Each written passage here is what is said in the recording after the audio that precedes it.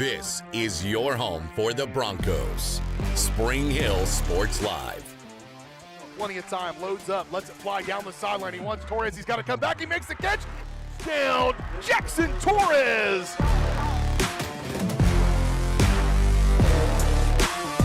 There's a chance for Spring Hill. Back set, kill for Serpan. A nice touch there, looking for Rainforth, and he's able to find the back of the net. A first touch volley. The substituted freshman, Odell. Gano looking for the end zone. Touchdown, Broncos on a 3rd down and 4 from the 5. It's time for the Broncos on your home for Spring Hill High School Athletics. Spring Hill Sports Live.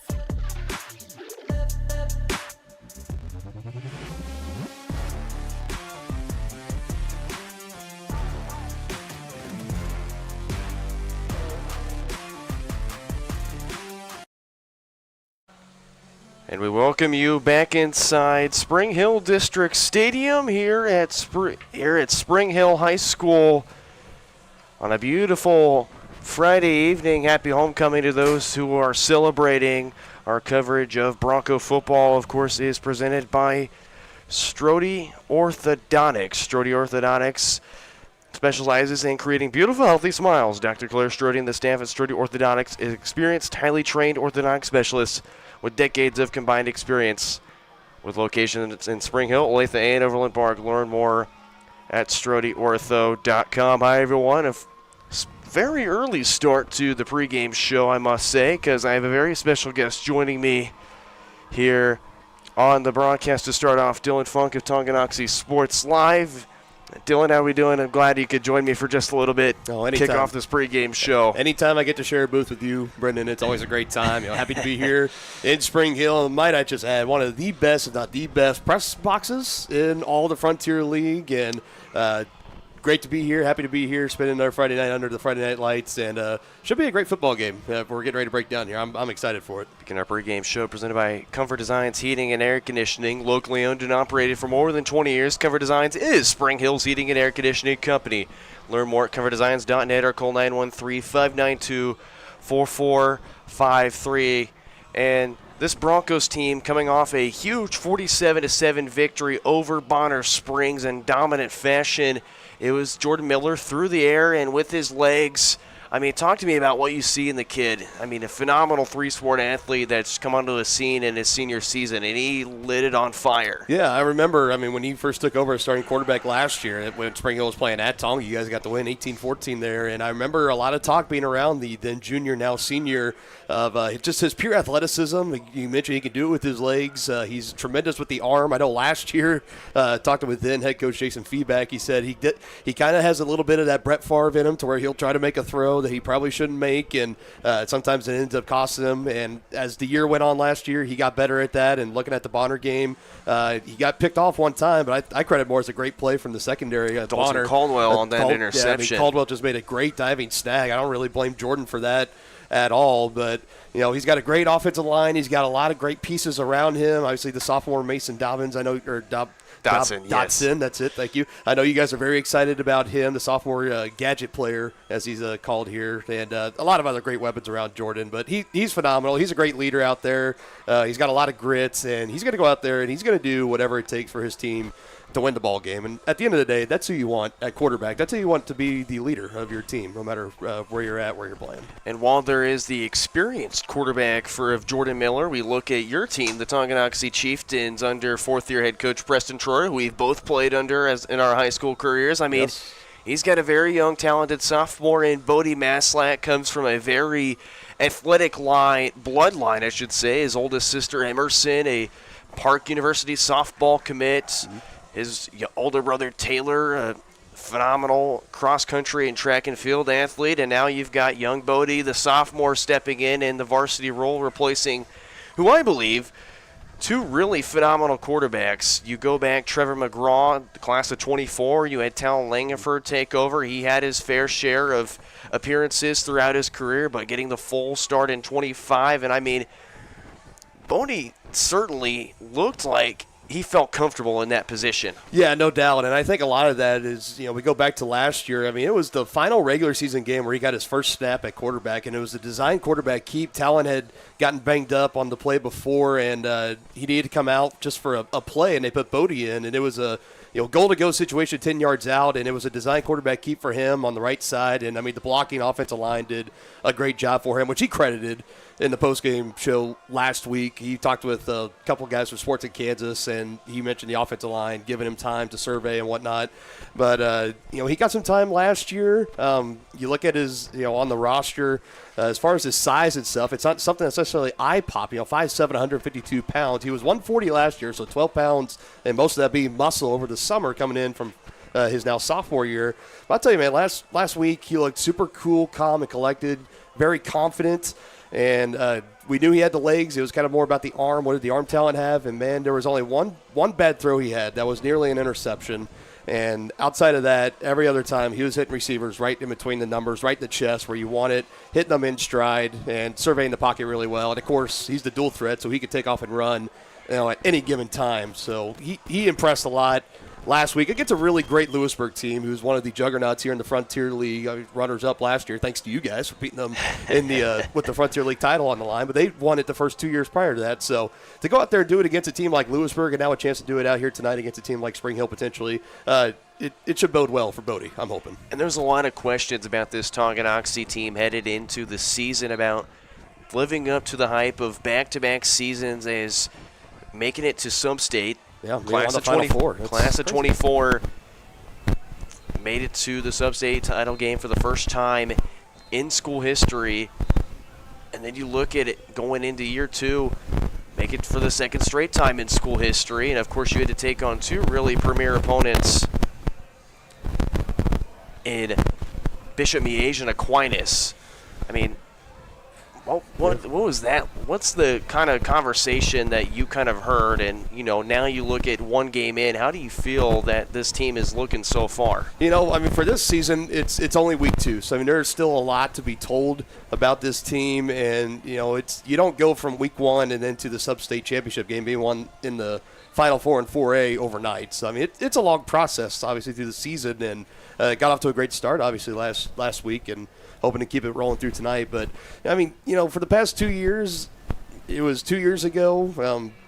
Last time we played you guys here in Spring Hill, you guys won by 7, and that was the last road loss that Tongi had the rest of that year, all the way through and into the playoffs. And that really let a spark in this team. And, my goodness, they play whoever's in front of them. That's how Preston Troyer's led it now, 4th-year head coach. We know he's been an assistant at Tongi for multiple years. Even before that, I believe this is his 13th or 14th season with the team this year. And they teach their guys to go out there and play the team in front of you, and you don't look too deep into when you're playing the Miege or the Aquinas. We know the pedigree that comes with both those teams. They try not to look at that all too much. Obviously, it was just a little bit too much to overcome at the end of the night when both those games. But just the fact that they made it that far, I think that shows a lot of kind of how far and both these the Tongi teams, both those Tongi teams had come, and that sets the table for this team this year. How do you follow up history by making more history potentially? So. And then this is kind of a similar storyline, I feel, between these two teams, where certain spots there's a lot of experience, but there's a lot of the bulk roster that's not seen much varsity time or is really youthful. So how do you think this matchup will play into looking ahead into tonight's matchup? This is going to be an interesting game this season for me. You've got a battle of an experienced head coach where his father, one of the best head coaches in that Tonganoxie football program, and now you've got Coach Fred Bichard, who Missouri Hall of Famer as well, yeah. And now moving his way into the Kansas side and taking over a 5A program in Spring Hill that's making its curtain call in the Frontier League. How do you see this matchup going tonight between these two teams for the final time? It's a matchup of two great teams as far as the talent on the field and two great head coaches and coaching staffs, might I add to that too.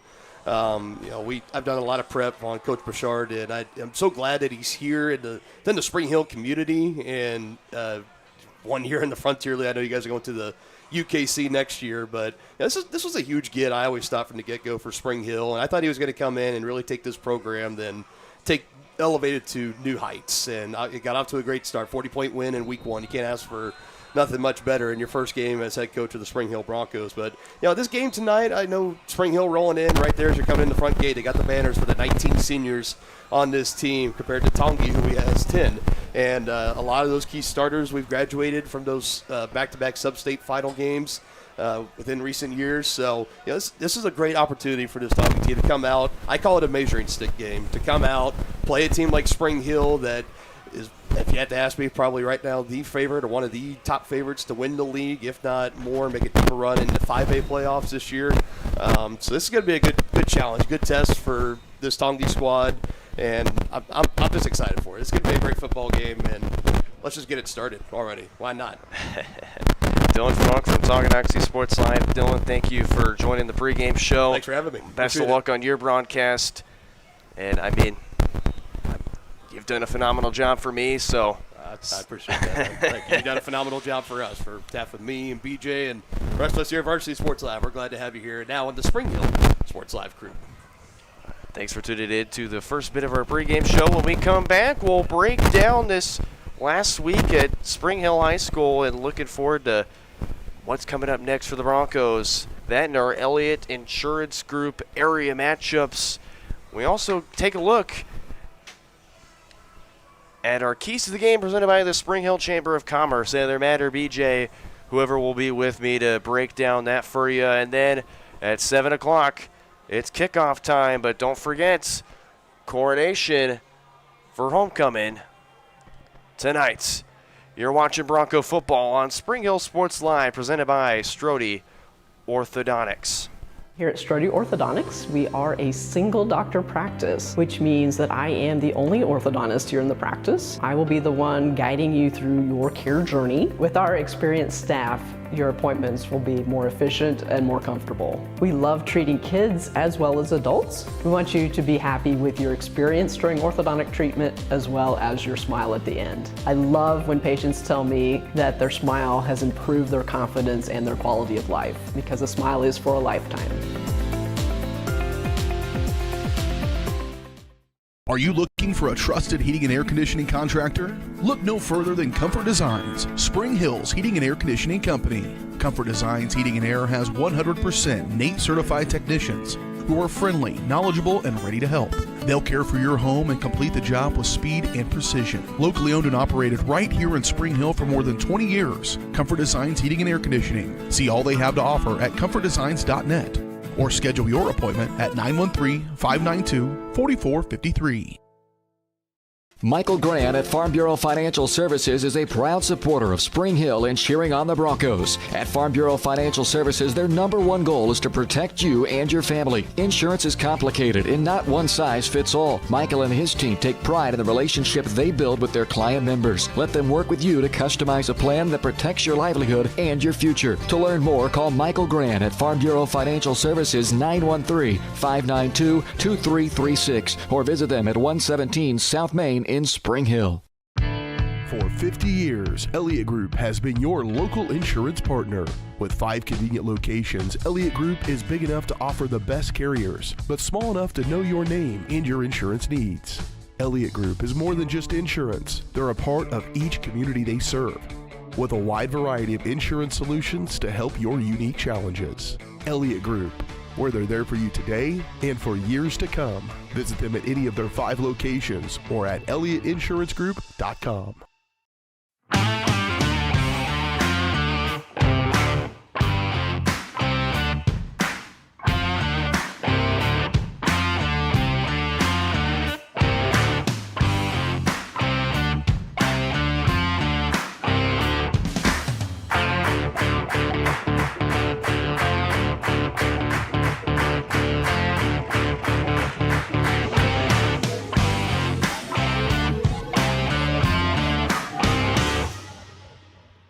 Hi, I'm Katie Casey, and I'm honored to be a third-generation realtor in our Crown Realty family. My dad and grandparents started Crown Realty in 1973, and since then we have grown to become one of the largest brokerages in the Midwest. We now have 8 office locations and over 150 agents covering about 20 counties across Kansas and Missouri. Reach out to us today to experience the Crown Realty difference, where we are committed to treating our agents like family and our clients like royalty.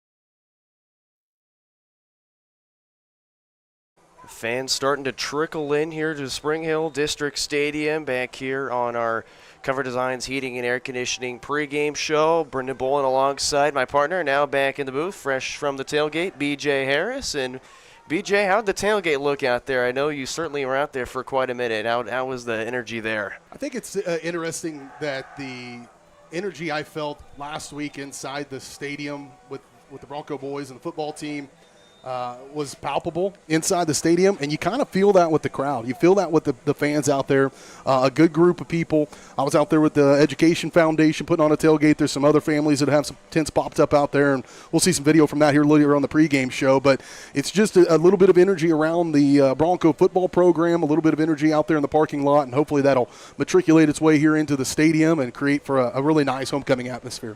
I mean, you look into what Coach Bouchard has certainly brought into this year. I mean, you've got the Gridiron Club now a thing as well. You've got the tailgates going on as well. I mean, on top of that, you have homecoming tonight. So there certainly is a huge buzz of energy that's flowing through this city. I mean, of course, week 1 we saw the beginning of the Coach Bouchard reign, and now you have homecoming on top of that. Week 2 against a great quality opponent in Tonganoxie that has made it to back-to-back sub-state championship games. I mean, what kind of matchup are we going to see tonight between these two squads? Well, I'm excited to see how the Broncos match up with the Tonganoxie Chieftains. But, you know, early in the season, it's going to be about who you are as a football team. And you mentioned the new era with Coach Bouchard. And, you know, anytime you bring in, you know, a new head man in any department or head woman in whatever sport you're playing, there's going to be a little bit of excitement. There's going to be some of that unknown, maybe a little bit of worry amongst people. Just what do we got? The good thing with Coach Bouchard is that resume that he brings to this job is pretty well sorted out, and you kind of know what you're getting with that guy in charge of the program. And I think people feel that. You saw it. It was some in-game adjustments last week as well. That experience, you know, the Gridiron Club certainly, and a lot of credit goes to Coach Feeback, who left this program in a really good spot for Coach Bouchard. It wasn't necessarily leaving because the cupboard was bare. In fact, to the contrary, the cupboard is getting stacked up right now, I think, for Spring Hill. And so a great opportunity for Coach Bouchard and his coaching staff, a good opportunity for these kids and these fans to have that quality of and that much experience coming into your football program. But then you got to come out and play the game, and it's all the things you learned through the preseason, and then probably the most used coach cliche is you make the most improvements from week 1 to week 2. It's a cliche because it's true. You only know what you know during practices and during that preseason. You know what you are against another guy on your team, but until you go play, and I think Bonner Springs gave the Broncos a nice look last week. That was an improved Bonner Springs from a team a year ago, and I'm hopeful that they'll continue to make those improvements. It just makes the conference better, and that won't necessarily matter to the Broncos next year, but it will make high school football around the area better when all those teams can elevate. And but Tonganoxie, a big win last week over Lewisburg, came down to the wire, had to make a stop, and were able to do that. They'll carry some momentum into this game. But who found out the most about themselves in week 1? Who made the most improvements when they went back to work on Monday in week 2? You'll see that early on. And then, I'm probably projecting a little bit, but you look at the first half of that second game. You're still trying to work through those improvements you made during the week, and if you're still in it at halftime, that second half could be a barn burner for this one. I really see the Broncos having the upper hand in this game. They should have it athletically at certain positions, but I'll be watching tonight all up front and seeing how the Bronco O-line and D-line go at this Tonganoxie team. And this Tonganoxie team, of course, led by fourth-year head coach Preston Troyer, who's, of course, been in this program for more than a decade now. His father, Al Troyer, took over the program in 2012, 2013. Certainly like you mentioned of Coach Feedback, he stacked the cupboard. He set the expectations high. And once his son took over the program, certainly it was only going to get better and project. And you look at what Coach Troyer's done for this program so far, and now you look into this 5th year, and nobody knew what this team could be, but they got it done against Lewisburg, who, of course, is again projected in that mix to take this Frontier League title, but it came with a first-half dominance. And then in the second half, it fell apart just a little bit. But Tonganoxie, when you're playing for Coach Troyer, you got to give it all for the full game, and they certainly did that to be able to hang on and win. Yeah, it's been nice to watch to see what Tongie's done over the last few years. They're a tough out. They've been really a tough out for the Broncos. You probably did it in your prep, and I did it last year going into the game. There was 3 or 4 years where it was decided by just a few points, 1 point a couple times. One game went to overtime, and so that's what's got me hedging my bets here tonight in this one, because Tongi has just showed up against the Broncos, and they've been good. I mean, a couple of years ago in a sub-state semifinal game and 1 win away from going to a state championship, that's the kind of program that Coach Troyer's got going here. I think I'll go back tonight with the Broncos, and they're just going to be more athletic, I think, in a few places, and how Tongi can handle that, how they can keep up with the speed of Dotson, how they can, take up the up front and where that battle wins in the trenches. That's where they've been better than the Broncos over the last few years, as that hard-nosed toughness, being able to run the ball downhill with some of those bruiser running backs, including one that basically name sounded like Bruiser. So that's going to be what the running game of Tonganoxie does against the Bronco defense, and then whether the Bronco offense can move the ball and use their athletes to get on the edge and just outrun Tongi. We'll see if that happens here tonight. Battle of the dual-threat quarterbacks, I must say, in terms of you go experience with Jordan Miller now in his 2nd year at the starting quarterback, and now you've got young sophomore Bodie Maslak in for Tonganoxie, who almost had an 100-100 game, over 100 yards through the air, had close to the same, about 86 yards on the ground from young sophomore Bodie Maslak. I mean, this is going to be really 2 similar offenses. So how are these defenses going to stack up against each other in this matchup? Well, you're right about the quarterback matchup is what it is, and Jordan Miller's got more experience now with a whole year at that spot, but you're right to point out that it's up front. I mean, it's whether those guys can do the things that they can do athletically, it kind of is predicated on the fact that the guys up front do their job first. And I'm an old lineman. I know you're a big fella as well. We're guys that played down there, and the only time we get talked about is in the pregame show when people are talking about what's most important. They talk about the offensive line. Nobody hears about you the entire game if you're doing your job. And if you do a mistake, you're going to hear about you again. And so everybody knows it. It's another one of those cliches that the games are won in the trenches.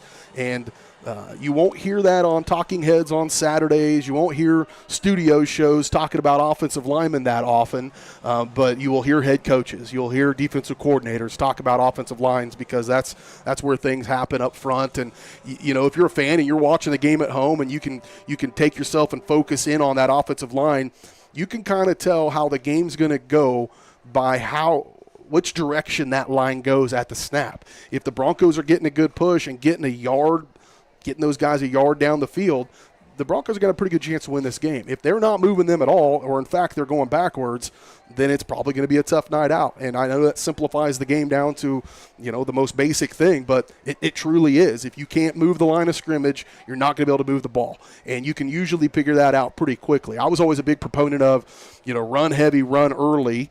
Go up and show them what you got. I think offensive linemen so often get so geeked up in pregame that they need to lean on that hand and go forward and feel what that's going to feel like to know what the tone's going to be set. And if you go backwards on that first play, or if things don't go well that first play, that can really set the tone for the whole night. And so you don't want to put all your eggs in the basket, certainly in an early game, but those are a few indicators I look for is where's that line of scrimmage going at the snap, and that'll usually tell you which team's going to win the football game. And luckily for you, I did do the homework on both these offensive lines, and they're really experienced. You have Duncan Pinkham, Tucker Wingeter, and Clayton Meek, all 3 of them being seniors. Brody Cox, Kevin Maddox did phenomenal in the guard position as well. And then you look at this Tonganoxie line, Gavin Rhodes and Brennan Rhodes, and of course their older brother Dustin was a part of that squad back in 2019 where they had a pretty deep state run as well. So a long list of offensive and defensive linemen that have proven themselves in this program. John Golba, a senior at the center spot, he's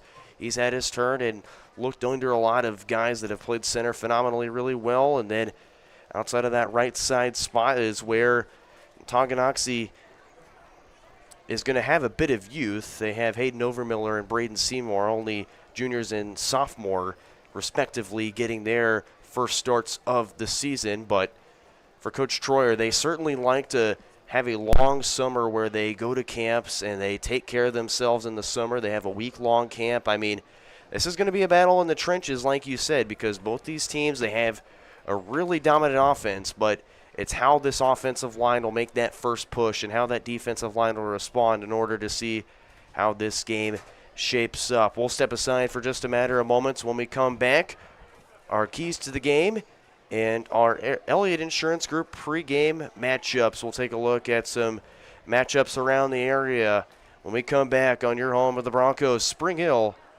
Sports Live. For more than 20 years, Gherkin Rental has been the place to go to get the job done in eastern Kansas and western Missouri. With a huge selection of quality equipment, from roll-offs to trailers, telehandlers to generators, power washers to popcorn makers. Experienced equipment professionals and clean, well-maintained tools to help you get the job done right the first time. Gherkin Rental. Stop by any of their 13 locations across the KC Metro or call 855-GHERKINS. That's 855-437-5367.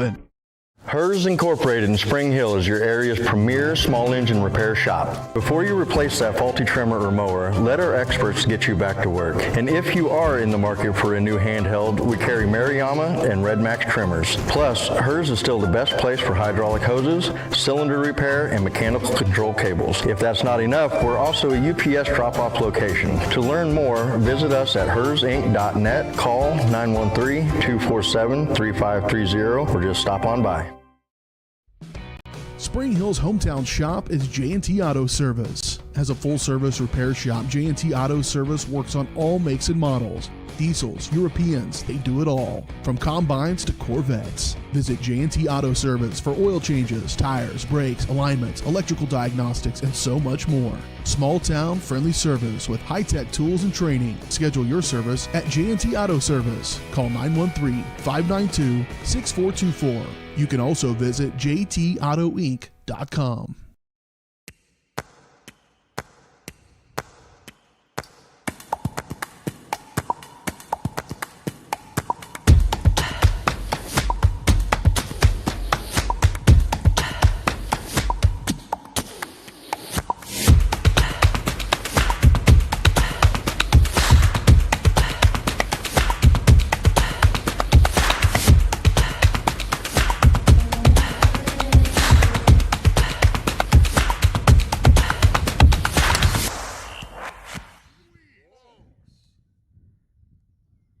Find whole body wellness with Sozo Chiropractic in downtown Spring Hill. Relax and recharge with medical grade infrared. Experience natural relief with dry needling and acupuncture. Or try stem wave therapy, a cutting edge option for pain relief and healing. Whether it's you, your kids, or your family, Sozo Chiropractic is here to help you feel your best. Visit us at 102 South Main in Spring Hill or call 913-592-0010. Sozo Chiropractic. Relax, restore, and live well.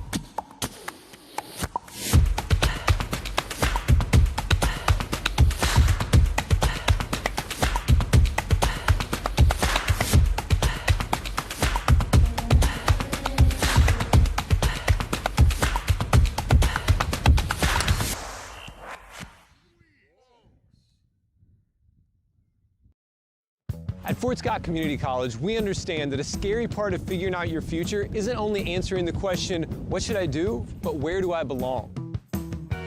Maybe you belong here, studying animal science or learning about farm and ranch management.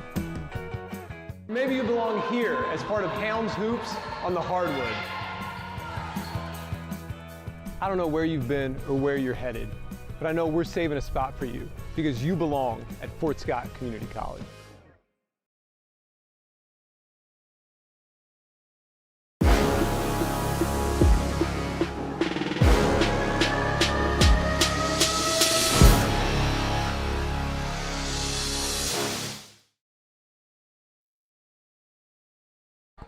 Back here on our Cover Designs Heating and Air Conditioning pregame show on Spring Hill Sports Line. Brendan Bull and BJ Harris back with it. Now it's time for our pregame area matchups presented by Elliott Insurance Group. At Elliott Group, they believe building strong relationships with their clients in their community is the best way to serve them both. With offices throughout the area and online at ElliottInsuranceGroup.com. And we'll start off, of course, around the Frontier League. It's a huge matchup in Lewisburg. It's the Wildcats taking on the Panthers. It's always a pivotal matchup every year between those two squads, and it always comes down to the wire.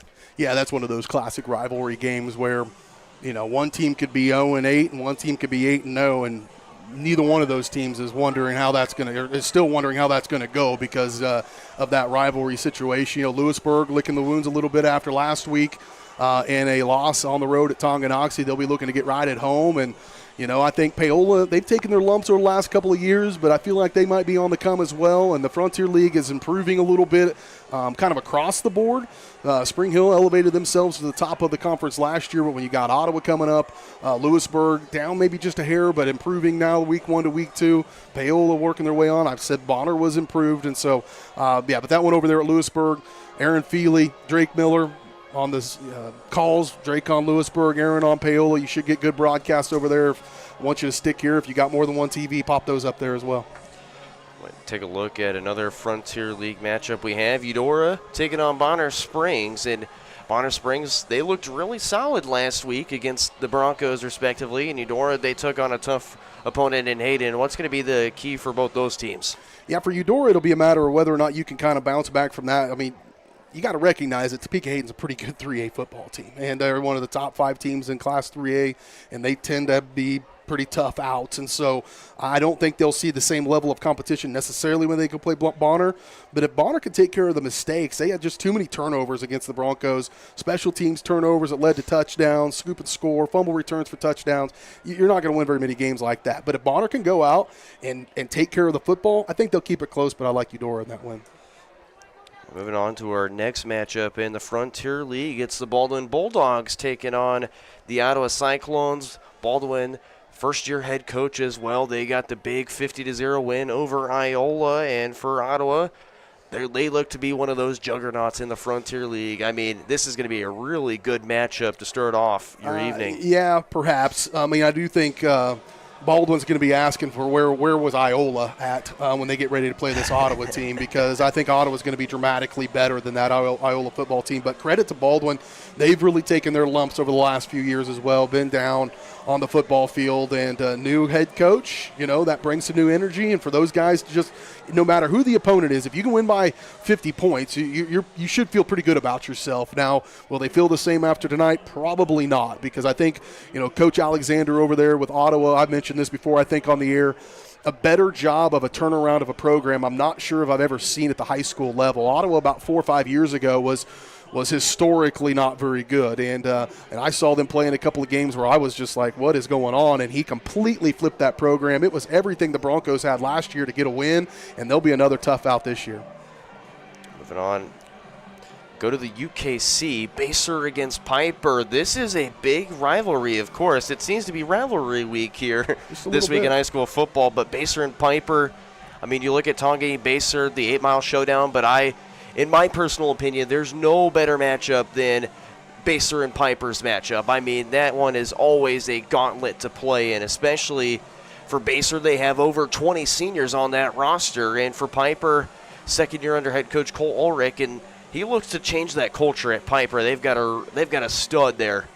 they'll have their work cut out for them against Baser. Rod Stahlbaumer is a longtime head football coach. He's won a lot of games for the Bobcats. He won a lot of games before that, before he got there, and multiple-time Shrine Bowl coach. And Rod Stahlbaumer, I think, when it comes down to games like that, in rivalry games, it is coaching a little bit. Can you keep those guys' heads screwed on straight, and can they just execute the way you want them to execute, and they don't try to play outside of themselves to where they're making mistakes or not in their gap control, then those rivalry games, sometimes you'll see those mistakes happen. But I like Baser's chances in that one, in that big-time rivalry matchup. Stay in the UKC. Topeka Seaman, they're taking on the Lancers of Shawnee Mission East. So this will be a big matchup for the Vikings in Shawnee Mission East, but Seaman's proven themselves the last few years. Yeah, Seaman's been on the roll lately, and the Broncos are going to get a chance to find out what all these teams are about next year. This is the last year for Spring Hill in the Frontier League, and so we'll start to keep an eye maybe a little bit more on some of those teams up there. But, Seaman, Shawnee Mission schools are kind of all over the place sometimes, and so you like Seaman's chances probably come in here to the city and win one of those. Well, just hit a few more matchups as the band's starting to make their way on the field. One of the big ones I've seen, Mill Valley, they're going to go to the Missouri side. I know Schlegel went last week. They played Center High School out of Kansas City, Missouri. Mill Valley is going to take on one of the most perennial programs in the Kansas City metro area in Lee Summit North. Yeah, if you got nothing to do, you're going to be late if you leave right now. But if you're in that area, I'd go watch that football game. That's going to be some pretty high-level high school football between those two programs. And kudos to Mill Valley. They need to probably step outside to go find some other competition at times. Joel Appleby and that crew, man, they have been juggernauts in the state of Kansas and does not show any signs of stopping. And when you can roll out guys that are, 18 years old like Gus, what's that old boy? He started for the Kansas State Wildcats. Gus Hawkins. He starts at Division I Big 12 football a year after playing in high school. That's pretty darn good. And so when you got those kind of go, and I think the DN from that year is also playing in the SEC Jaden right now. Wood, so originally was a Penn State commit, now flipped to Florida, and is now getting some serious time under head coach Billy Napier. Yeah. So when you got that kind of talent on your high school football team, you're going to be pretty tough to stop. And Lee Summit, perennial powers as well. That's probably going to be a pretty darn good high school football game. Last one to wrap up, another big one, St. Thomas Aquinas. They're going to be taking on St. James Academy. St. James rolling off a big win over Bishop Miege, a 26-0 shutout. Aquinas also rolling off a big year in 5A as well. I mean, these are going to be two really good teams rolling off really good wins and that are just going to look for continued success this year. Yeah, you talk about how hard it is to stay at the top. I mean, for years and years, it was Bishop Miege, and they've started to wane just a little bit, and teams are taking advantage of that. You said, St. James Academy, and now St. Thomas Aquinas is going to play against Miege or against St. James. I think that's a pretty good matchup between those two teams, but, Coach Dreiling there at Aquinas is he's going to go down as, it's a pretty short list, but it's probably a top 5 high school head football coaches of all time is Randy Dreiling. And so anytime you've got that level of leadership, consistency, and off a state championship, Aquinas is going to be pretty tough to beat. And then, of course, also notably in the college world, Kansas State taking on Arizona tonight at 8 p.m. on Fox Sports as well. Should be a good matchup for the Wildcats looking to bounce back after the loss against Army. I'll do the same thing I did last week with the Chiefs. I'll wait till this is all wrapped up, and I'll go home and I'll watch the game in its entirety. So, of course, Cats got to get right. We'll see if they can do it. But Broncos and Chieftains tonight. Of course, we'll step aside for just a brief moment. When we come back, it'll be time for our Spring Hill Chamber of Commerce keys to the game. That and more. Right here on Spring Hill Sports Live. Actually, let's take a look at the band.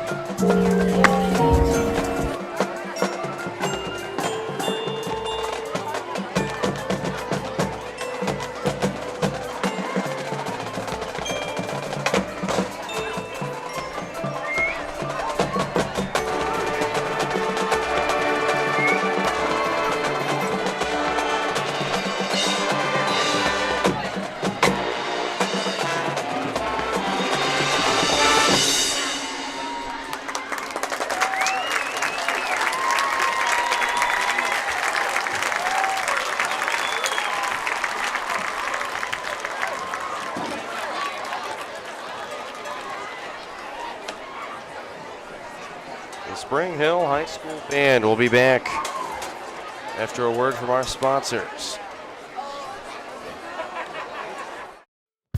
At Fort Scott Community College, we understand that a scary part of figuring out your future isn't only answering the question, what should I do, but where do I belong? Maybe you belong here as part of Fort Scott Community College's John Deere Tech program. Maybe you belong here as part of the perennial playoff-bound Greyhound baseball team. I don't know where you've been or where you're headed, but I know we're saving a spot for you because you belong at Fort Scott Community College. Buy one Sonic Smasher and get another free. That's right, buy one hand-smashed Angus beef Sonic Smasher and get another free. It's the dual threat quarterback of burger deals. Buy one, get one free in the Sonic app. Hi, I'm Dr. Aaron Stos with Paola Vet Clinic. We'd like to thank you for trusting us with the care of your pets and large animals. At Paola Vet Clinic, we're proud to be your hometown veterinarians who know and care about your family. We provide cutting-edge diagnostic services, digital radiology, ultrasound, and in-house same-day blood work, chiropractic, and reproductive services. Come in and see us at our new location here in Paola in the Industrial Park with indoor cattle and equine facilities complete with a hydraulic tip chute. With a team of 11 veterinarians, our commitment to this community makes Paola Vet Clinic the vets you can trust. Whether you're trying to make the most of the next harvest, navigating a changing business landscape, or planning for the next chapter in your life, the professionals at Prime Accounting Solutions are here to help. With 10 locations, Prime Accounting offers convenient, friendly accounting and tax services at a fair price. Payroll, bookkeeping, business planning, personal tax filing, and more. And now Prime is the place to go for insurance. Bronco fans can find us at 408 North Webster in Spring Hill or call 913-592-2015. To find a location near you, go to primeaccounting.net.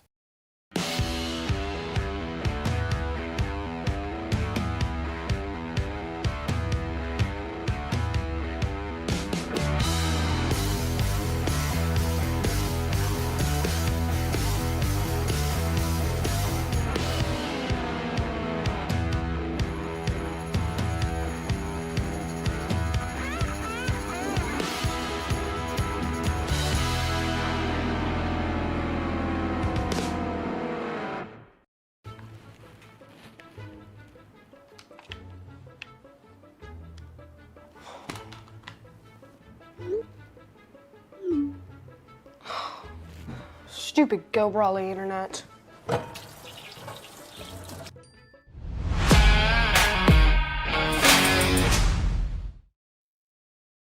Responders for the playing number. On Spring Hill Sports Live, we'll step aside as the band plays the national anthem.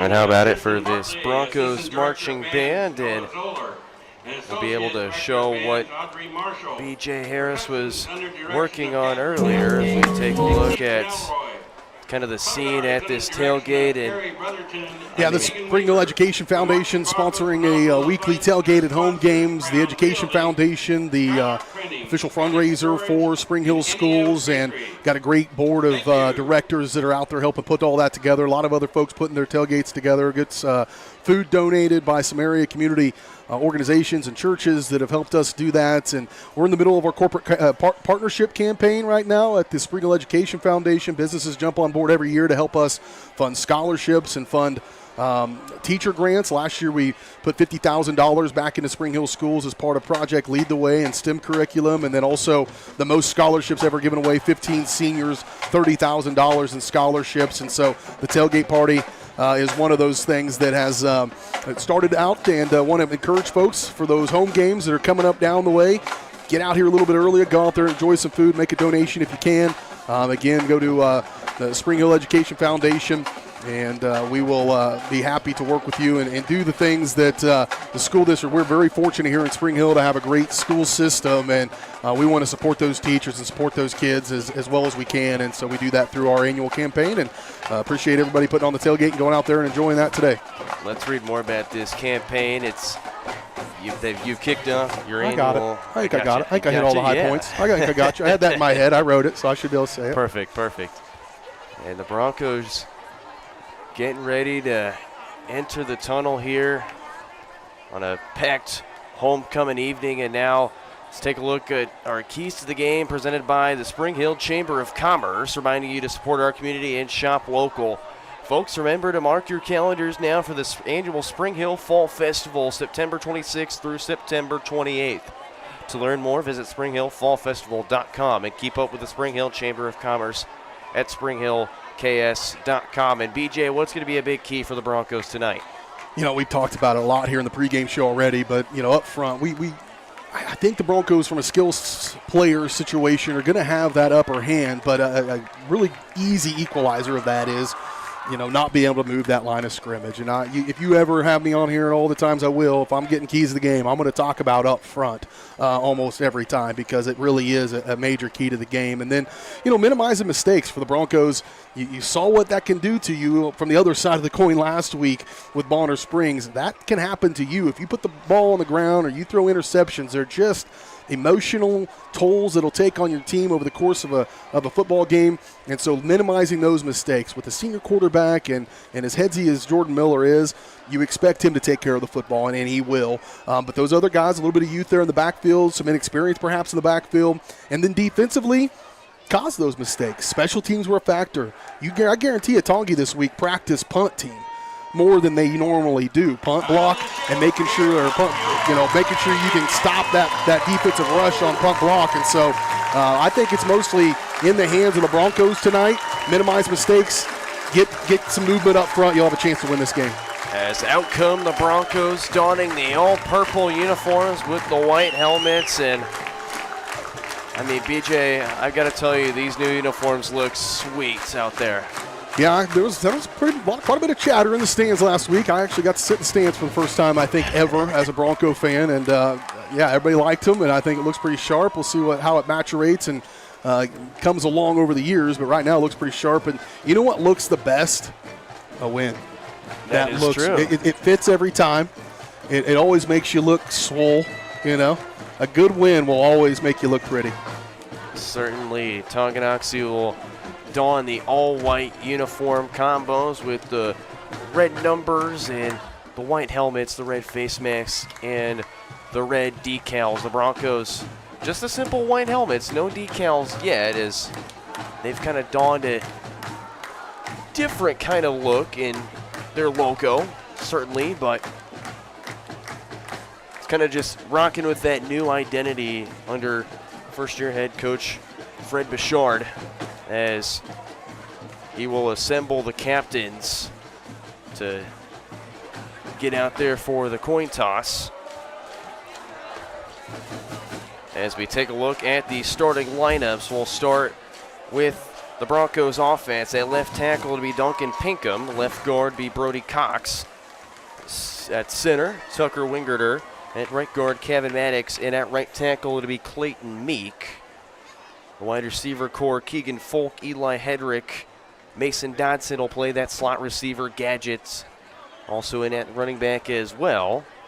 Hank Kachaver, the power back. Peyton McAvoy at tight end, and of course Jordan Miller at quarterback for the Broncos. As out comes the captains for the coin toss. Defensively for the Chieftains, Gavin Rhodes and Elijah Holthouse on the ends. Owen Robbins and John Golba in the trenches at tackle. Joel Murray and the other Robbins in at linebacker. Lindsey, Riedel, Reichman, Neihart, and Harder, the defensive backs for the Chieftains. As you see this coin toss getting set and underway. The toss has been placed. And it looks like Chieftains have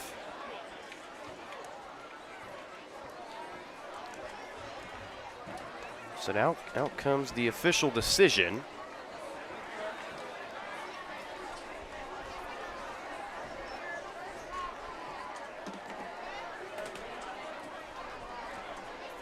It looks to be Chieftains have won the toss. They have elected to defer to the second half. Spring Hill will receive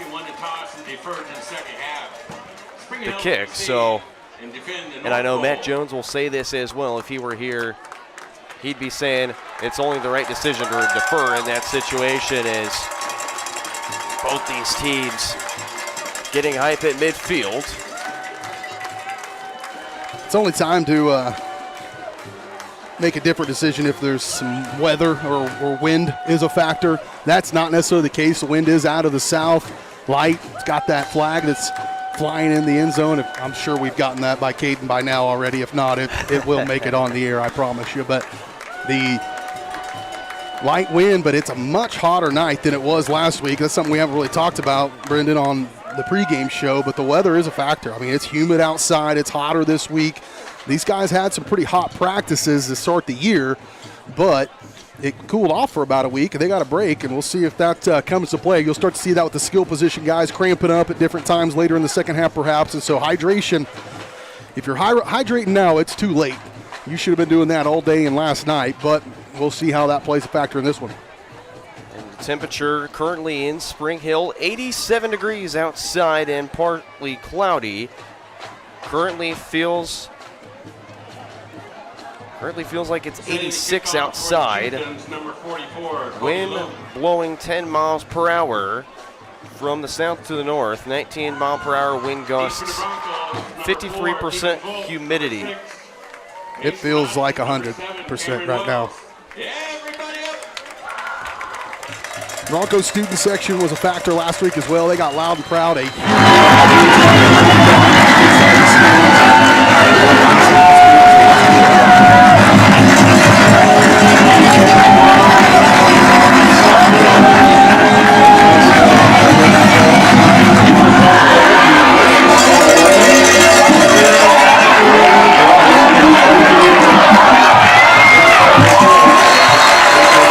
Return to Vegas, number 6, Mason Dodson.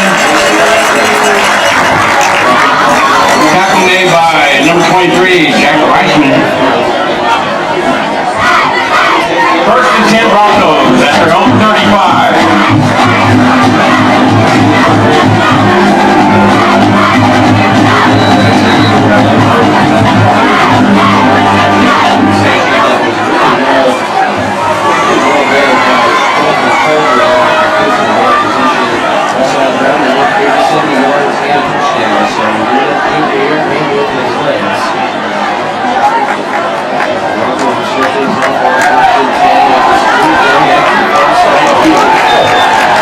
Pass complete, number 4, Deegan Bolt.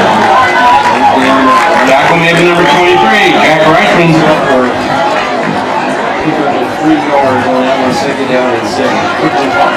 Second and 7 for the Broncos at their own 38.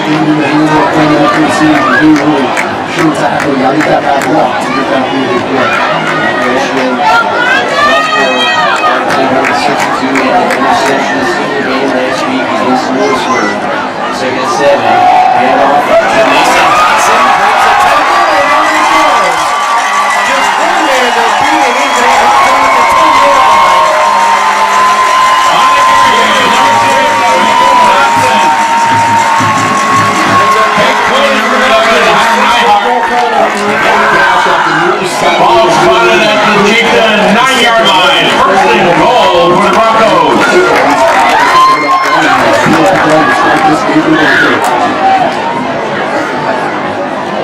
On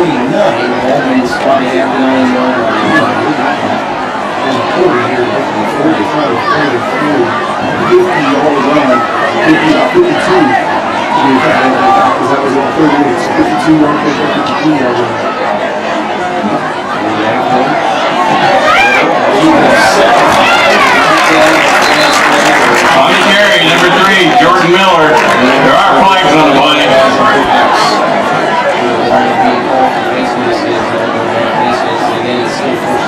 Pretty little red Tonganoxie on that option play. Jordan run up in there and then pull it. Decided to run that just not really. In fact, he doesn't grab him out of face mask. I think goes into the end zone right there. So probably a touchdown single penalty. First and foul. Face mask. They have this is They'll be first in just inside the 5-yard line for the Broncos.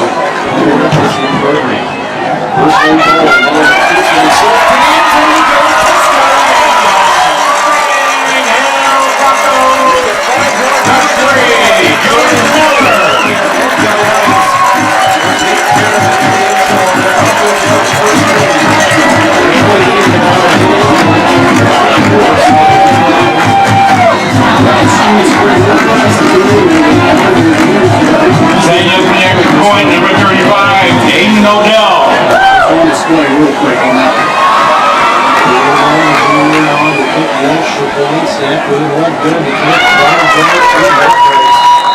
The kick is no good, making the score Spring Hill 6, Tonganoxie 0. Are you looking for a trusted heating and air conditioning contractor? Look no further than Comfort Designs, Spring Hill's Heating and Air Conditioning Company. Comfort Designs Heating and Air has 100% NATE certified technicians who are friendly, knowledgeable, and ready to help. They'll care for your home and complete the job with speed and precision. Locally owned and operated right here in Spring Hill for more than 20 years. Comfort Designs Heating and Air Conditioning. See all they have to offer at comfortdesigns.net or schedule your appointment at 913-592-4453.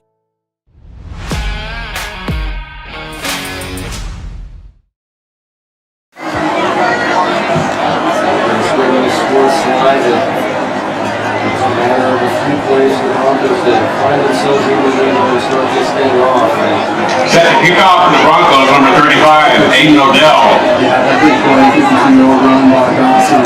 Certainly put them in position. Deep for the Chieftains, number 8, Jacob Morant. Yeah,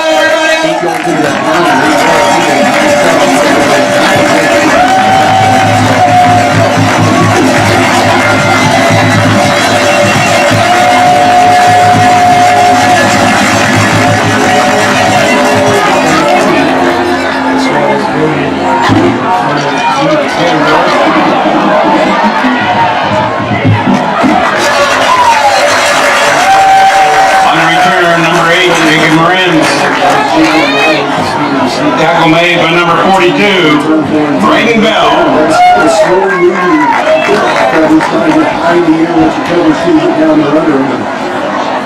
Pretty good return despite that. First and 10 for the Chieftains at their own 29.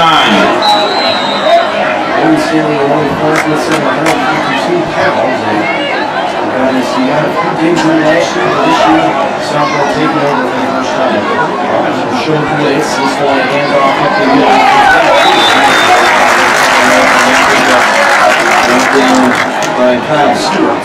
Big tackle really by Kyle Stewart. When you bring that blitz like that right into the rush, if those guys go like that, on the carry, number 6, Blake Riddell.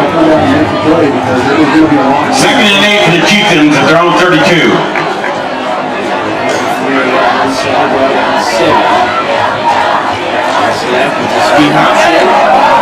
Handoff taking himself. He gets for 35. On the carry, number 9, Bodie Madwire.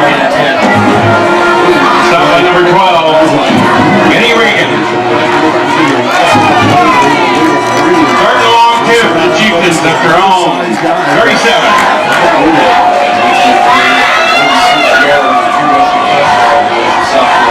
On third down, 8 off the outside for Blake Riddle.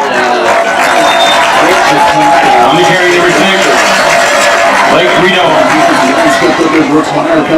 On the stop, number 57, Cole Penhall. 6-1 senior lineman coming to clean that up and keep him just short. Big decision out for Coach Porter. Didn't even think twice about it. 4th and less than 1 for the Chieftains at their own 38. Shotgun to keep for himself. Why not? Did he hit it? I believe he just got there. The mark would have the 40-yard line. On the carry, number 9, Bodie Maslock. Bring down the tackler. Brought down by number 20, Carter Rainey. 1st and 10 Chieftains at their own 40. Inside their territory, inside the 40, go for it. This early in the game, but they will get it. On first down, Maslock under some pressure, trying to step up, and he's going to sack.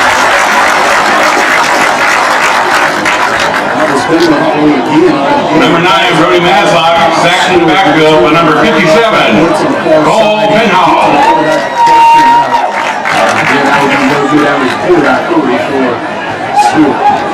Second and 11 for the Chieftains at their own 39.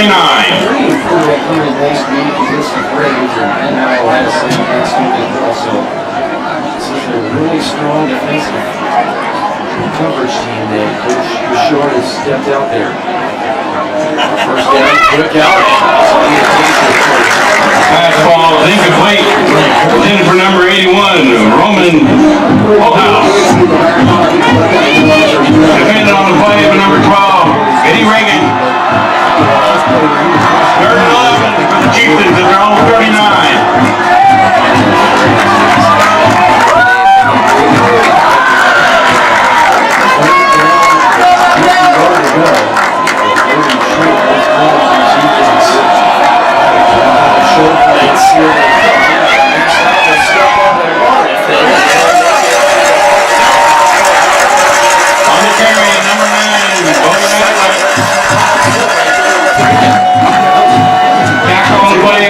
Number 42, Brayden Bell.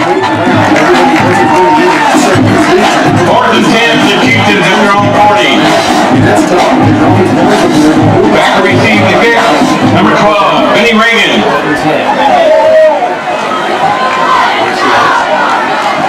Chieftains hold on in this one and 20 over to the But goes out of bounds.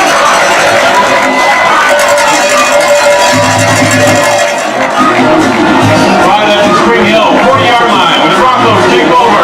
1st and 10.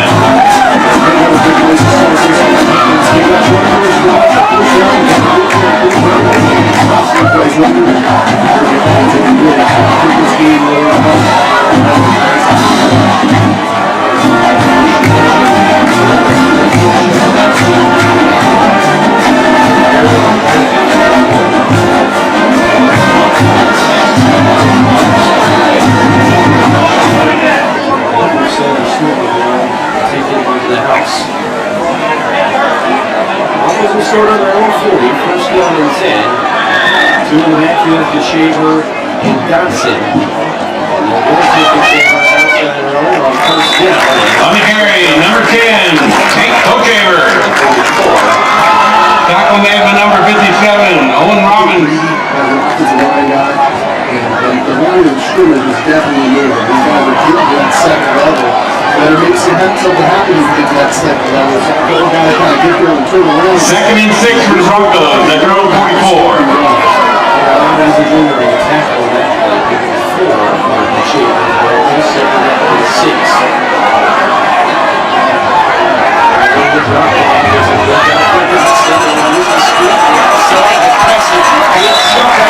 Pass complete, number 6, Mason Dodson.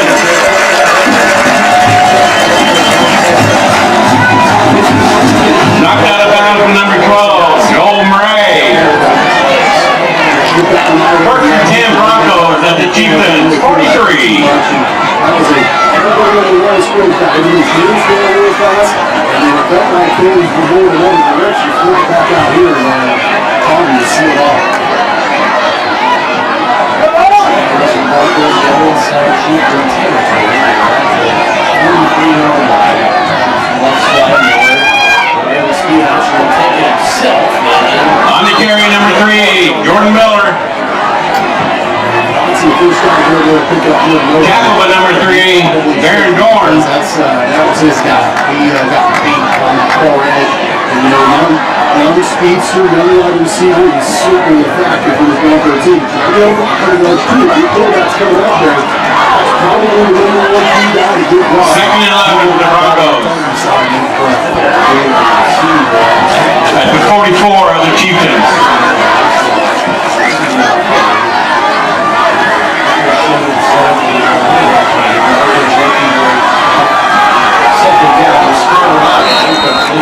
Pass ball is incomplete. Intended for number 7, Cameron Wells. There is a flag on the play. Lead receiver against the Broncos anyways, but Bell slipped, or Wells rather, slipped coming out of his break and just wasn't where he needed to be in that ball this week.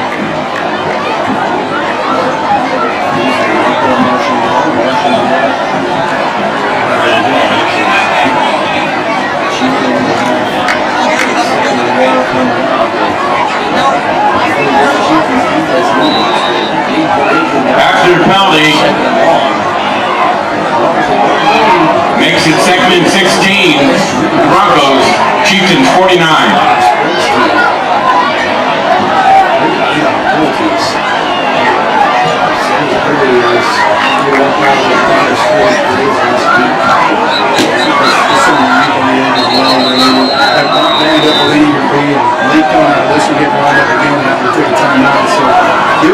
Timeout, Spring Hill.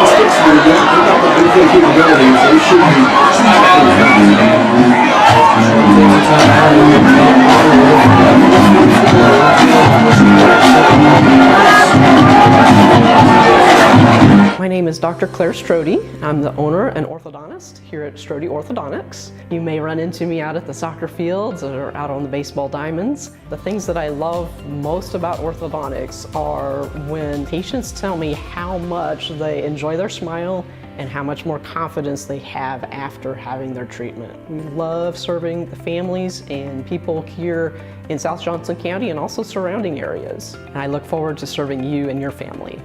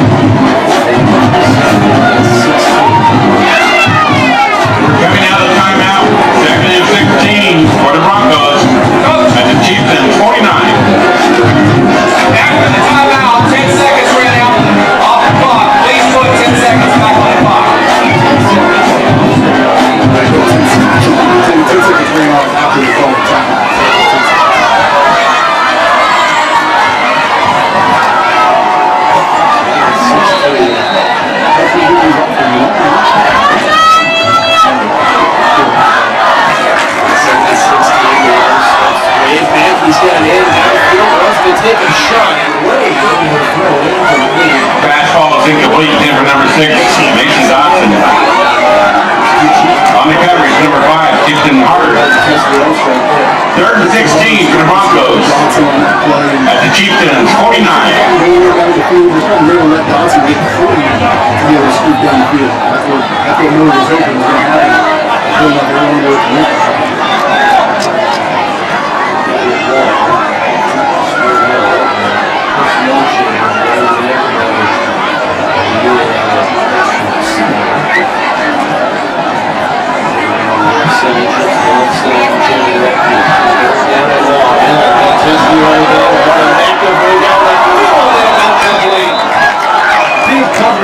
Pass ball is incomplete. Hit from number 86, Riley McAvoy.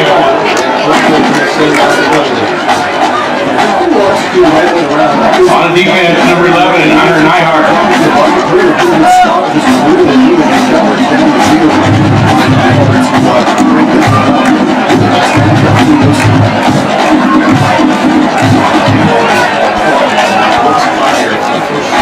Season.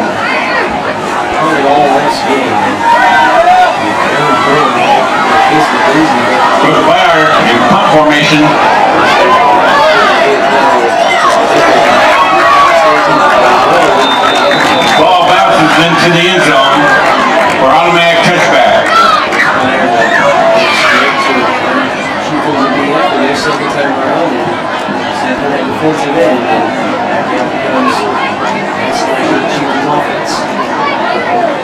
the defense did a pretty good job getting up just one first down on their last drive, and they kind of maintain that. They should be in pretty good spot. They want to get the ball back offensively.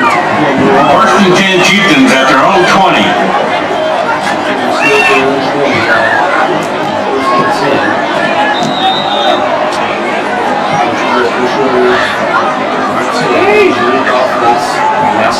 Step back now. He'll test his arm. He's going to aim deep. Wide open down the field. It's Chica Moran. He puts it out by Mikey Beck.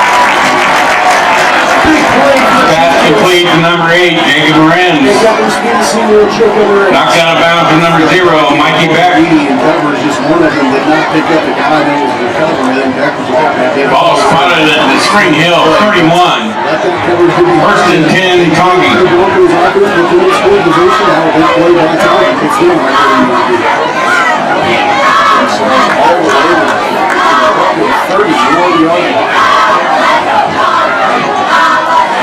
Chieftains finally get their big play now. The next line to the receivers to reload the information. On the carry, number 6, Blake Reno. On the tackle, number 24, Tyler Stewart. Second and 8 for the Chieftains. Spring Hill 29.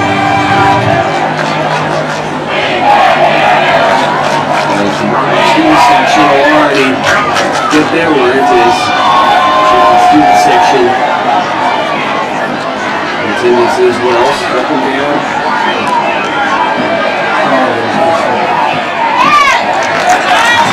On the carry, number 6, Blake Rudell. I think that's it. Let's try that. Just acknowledge it. Tackle made by 28, Andrew Pullen. Third and 5 for the Chieftains. Spring Hill 26.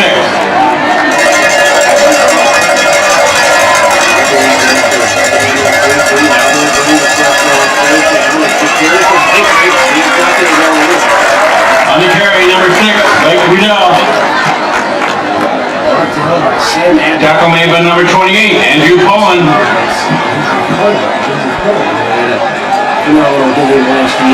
Fourth and 4 for the Chieftains. Just inside Spring Hill 25.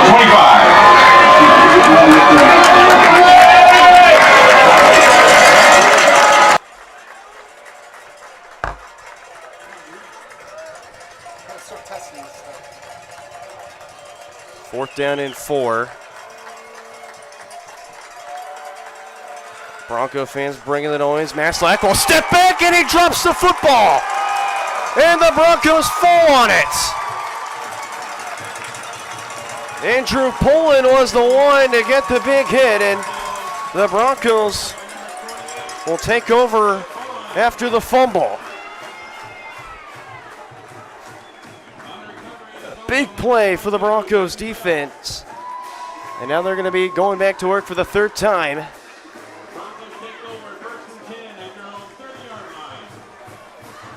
So now the Broncos will have it on their own 30-yard line.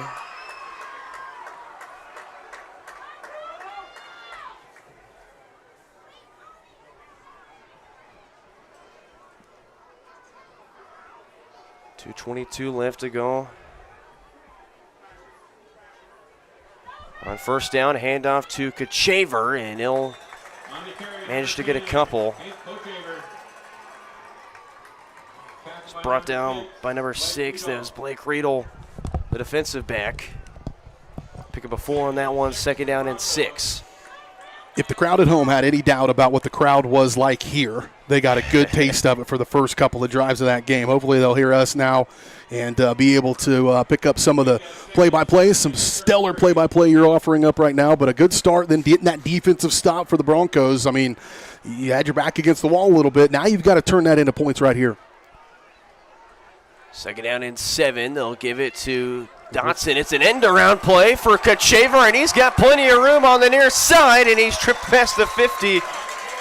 A big saving play from Kipton Harder right there. 21 yards on that play on the end around. And a big moving the chains play for Kachaver and the Broncos. Yeah, just that misdirection, get everything going one way, and then it comes back the other way. And Tongi over pursued by a mile there. And when you've got Dotson you're trying to watch as a defense, he goes one way, you're thinking that direction, and Coach Haver sneaks out the backside, big play. On the 47, Broncos go to bunch sit, 2 in the backfield. Bobbled snap, they'll still get it off to Dotson. Makes the man miss inside. He's got plenty of room up near the sideline, and he's past the 20 to the 19-yard line where he's forced out of bounds. Another big chunk play for Spring Hill. Give me one for Clayton Meek, big number 67 out there. He didn't actually lay anybody out. He was just kind of in the way the whole time. He was the initial guy to bust that out through the second level and then look back and said, hey, you're still going, I'm still going, and went right on down the field with him and got in the way of another guy, added another 8 yards to that play. So another one for the Big O out in front. Broncos will make some quick personnel changes. So they've got first down and 10 inside the red zone at the 19-yard line. As the clock set under 15, Jordan Miller fakes the handoff to Dotson. He'll give it to Kachaver. Breaks tackle inside the 15 to the 10. And the Broncos will set up shop inside the 5 at the 4-yard line. It's first down and goal. But we'll have to wait to see what they do as the first quarter comes to a close. The Broncos take the early 6-0 lead. Back here after a word from our sponsors.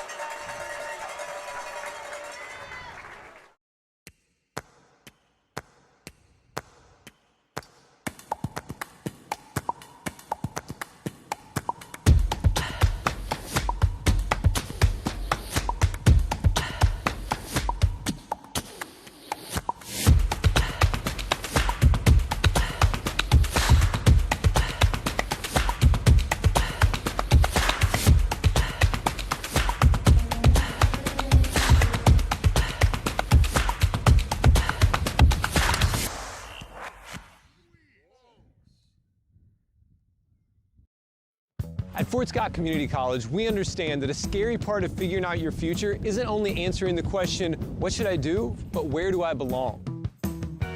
Maybe you belong here, studying animal science or learning about farm and ranch management. Maybe you belong here as part of Hounds Hoops on the hardwood. I don't know where you've been or where you're headed, but I know we're saving a spot for you because you belong at Fort Scott Community College.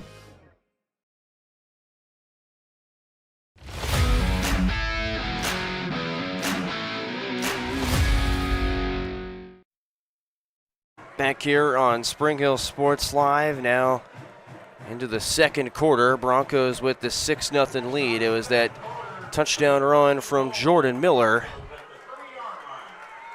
at the 3-yard line. Now joining me inside the booth, Matt Jones. Matt, nice to see you back in the booth. Glad to be here.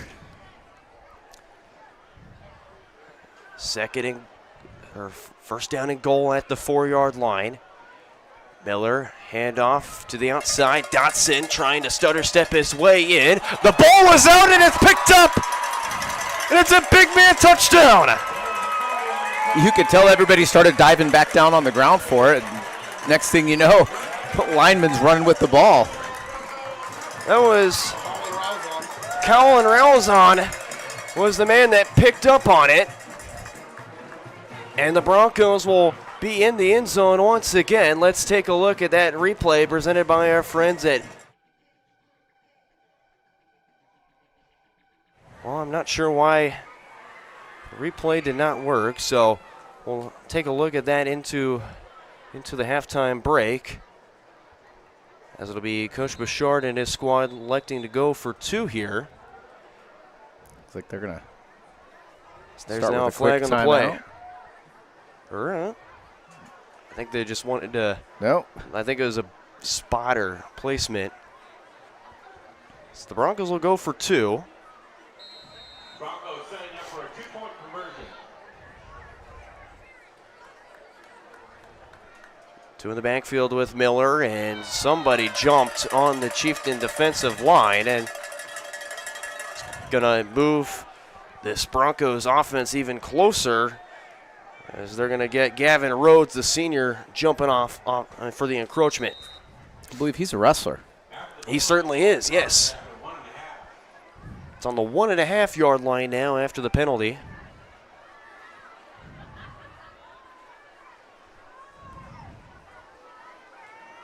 Three down backs with Miller. He'll motion him over. And it's a keeper for himself, and he leaps into the end zone. And the 2-point conversion is good by Jordan Miller. Loved all the down blocking from the offensive lineman running behind the big boys. Number 50, Duncan Pickham over there at left tackle. Birthday boy. Did you sing him happy birthday? Not yet. Not yet. I wished him happy birthday. Boy. So the Broncos will look to get back and kick it off here as they complete the 2-point conversion off the Colin Roundsend touchdown off a fumble recovery. It was Dotson on that keeper. And then Roundsend just somehow was able to pick it up and take it himself into the end zone. So we're lucky that the ball ended up in his hands. And for the Chieftains, they're still, once they get back out there, they're still trying to look for their first score. Well, they found something that worked on that last drive. They hit the deep ball, and he had a couple steps on his coverage. That's something that Bonner was able to exploit last week as well, if you recall.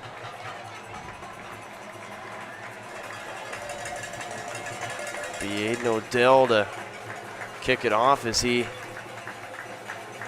will walk back over to his tee and get himself realigned.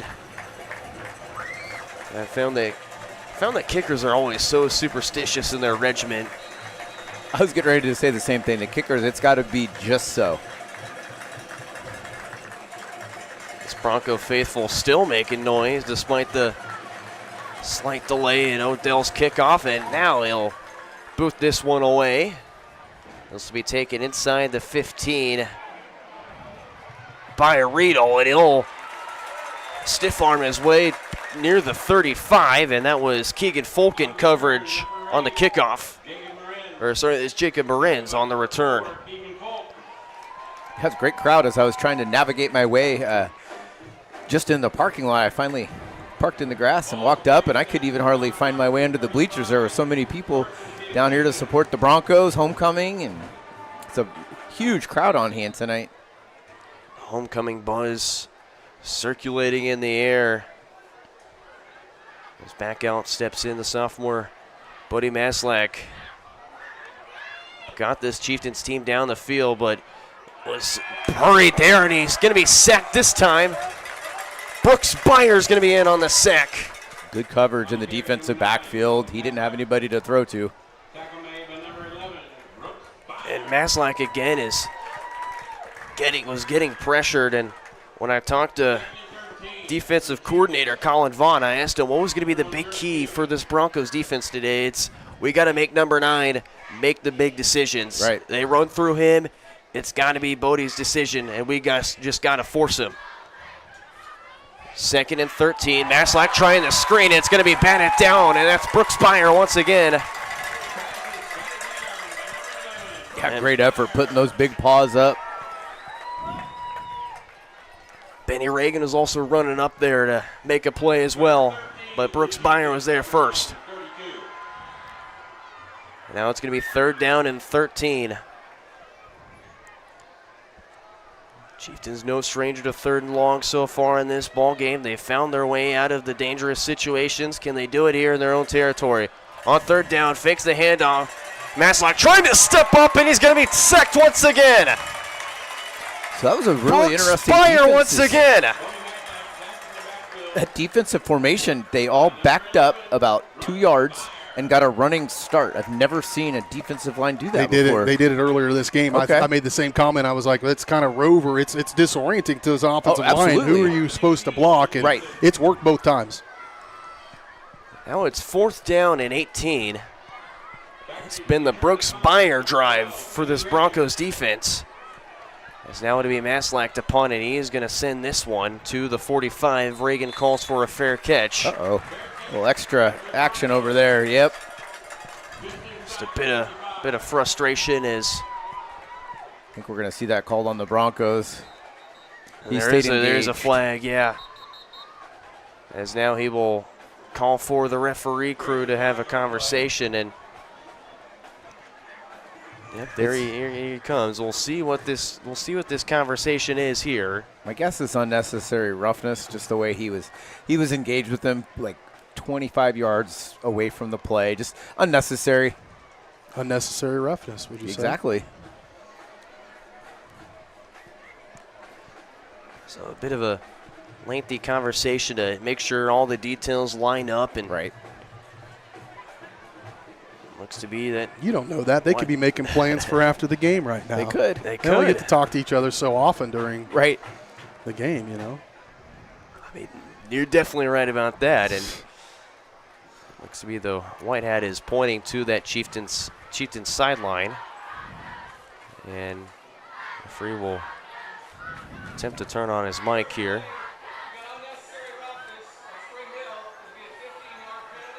And it is then unnecessary roughness on the Broncos, and they'll backtrack 15 yards. Yeah, I noticed he walked over to one of his position coaches. Coach called him over. You could tell just by body language that he was very calm. Kid was receptive, and he was just, we don't need that. That's not helpful. That's hurtful. And it was a good exchange between coach and athlete. So now instead of 4th and 18, you find yourself 4th and 3. The Chieftains now ever so close. So is decision time going to be A, you essentially go for this, or B, you end up punting this? So decision time. Looks like they're going to go for it unless they do some sort of quick kick.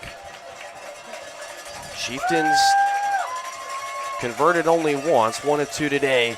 They'll hand it off to the outside for Riedel, breaks some tackles, and he's got it for the first down. And the penalty comes back to bite the Broncos there. Big tackle right there on the for the Broncos. That was Cole Penhollow to make that tackle. But they also say Sandler Stewart is there as well. Penhollow, of course, making that extra effort to bring down Blake Riedel. Fresh out of downs for the Chieftains, now making their way almost near Bronco territory at the 49. Maslack wants to throw, trying to step up, and he's going to be taken down immediately right there. Yeah, the pressure from the Broncos is kind of having their way with the O-line from Tonganoxie. They've been able to get in the backfield and be really, really disruptive. Mason Harvey making the big play right there. This Broncos unit loves to run the 3-3-5 and letting Cole Penhollow control the nose, and you've got 2 lethal defensive ends in Mason Harvey and Brooks Beyer as well. Here they go again. They'll make some looks. They'll show blitz. They'll pull back. First down and 10. Or second down and 11. The carry is going to be sent all the way back before Beyer makes the last push. You made a comment showing blitz, and then they pulled back. Because my original line of thinking is, audible into a screenplay. So now you can't do that because you don't know, are they going to blitz or are they going to back up and be able to guard the second level? That's kind of the deception that's kind of been brought on upon this staff, is they love to just make this offense guess. And for a young quarterback like this, why not make that test? Third down, Maslack wants to throw, and it's intercepted! Trying to go over the middle, and it was Sandler Stewart right there to make the interception. Great play by senior leader Sandler Stewart. And the troubles continue for the Chieftains. As big time, like you mentioned, the senior leader, Sandler Stewart, making the big play right there. And the offense is going to be pushed back out on the field once more with 8:27 left to go here in this first half.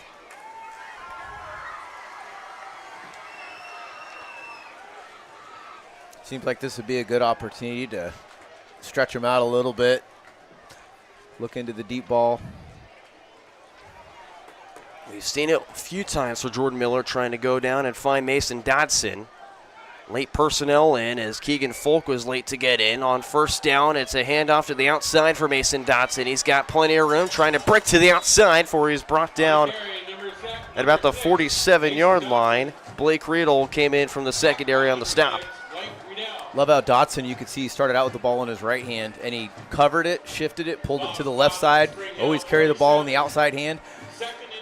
Made a big difference on that play because the tackling was coming from the inside where you're at risk of fumbling the ball, so good technique. Gain of 3 on that pickup from Dodson, 2nd and 7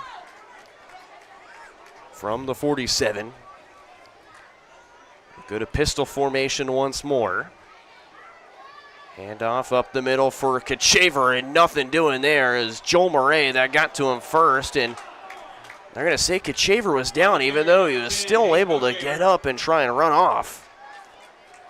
Tackle made by number 12, Joel Murray. Joel Murray, of course, like I mentioned, the first one to get to him, but several more to swarm in and make the tackle. I saw 2 of the linemen trip over each other at the second area, so. Say a loss of 2 on that play, so 3rd down. Backtracking them to their own 45-yard line. We'll go forward wide receivers and Kachaver in the backfield. It's a bootleg play for Miller, having to step up through pressure, and he's going to be sacked. Big defensive play right there. And it's the first time Miller's going to be sacked in this game. Corbin Truitt, the 6', 206-pound senior, making the sack. And it's 4th down and 14. Brings up 4th and 14 for the Broncos at their And own 40. we'll see what the Broncos will do here. And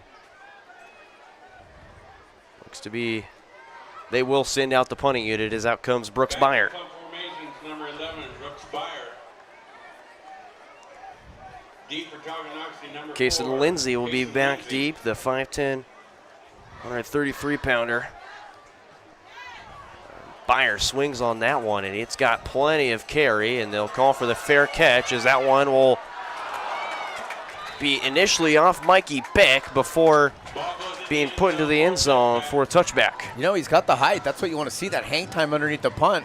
We just got to get it to spiral a little bit more so when it hits, it dies, and or it rolls, you know, away from the end zone because we don't want those touchbacks. So about the placement you mentioned, yes. Right. So now the Chieftains will have another try on their luck. If you remember, the last 2 drives ended up in a forced fumble by Andrew Poland and then the interception from Siler Stewart. Of course, there's the Broncos defense those last few times before forcing turnover on downs or punting. Chieftains, whenever they get a big momentum play, they like to carry on it. On first down, it's a big carry for Riedel. I like that keeper by the quarterback. He It's pulled it. like, yeah, on that keeper. And what I liked about that was the Broncos completely sold out on the dive play, and he was able to keep it and just scoot around the corner and get a pretty decent gain. 1st and 10 Chieftains at their own 31. Maslack had that 90-yard carry game last week against the Wildcats. Wildcats and Panthers facing off against each other. We'll take a look at that score at our halftime show. Fresh set of downs. Maslack will want to throw on first down. It's a wobbler, but catch is made on the comeback route. That was Jacob Morenz. Number 8, Jacob Morenz. How about the effort right there from the senior to come back on that I was one? going to say, he made a good effort, and in the college ranks, we're looking at that one again because he had to scoop his hand right under the ball.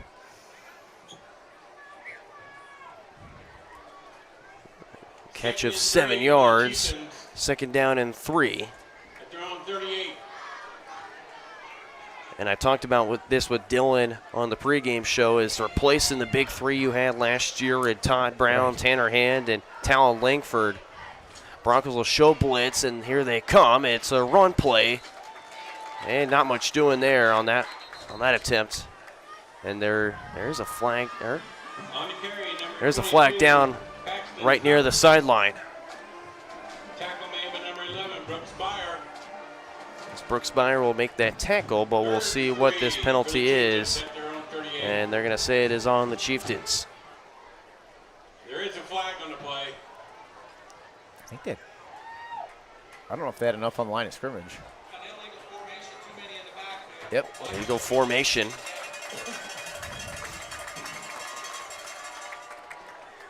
So it'll go to 2nd and 8. As the referee will move the ball backwards. After the penalty, 2nd and 8 for the Chieftains at their own 33.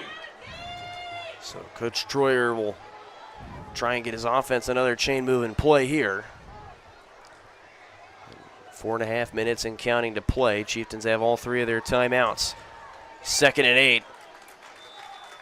On the carry, number 22. Big carry for Paxton Summers, the sophomore. New running back in.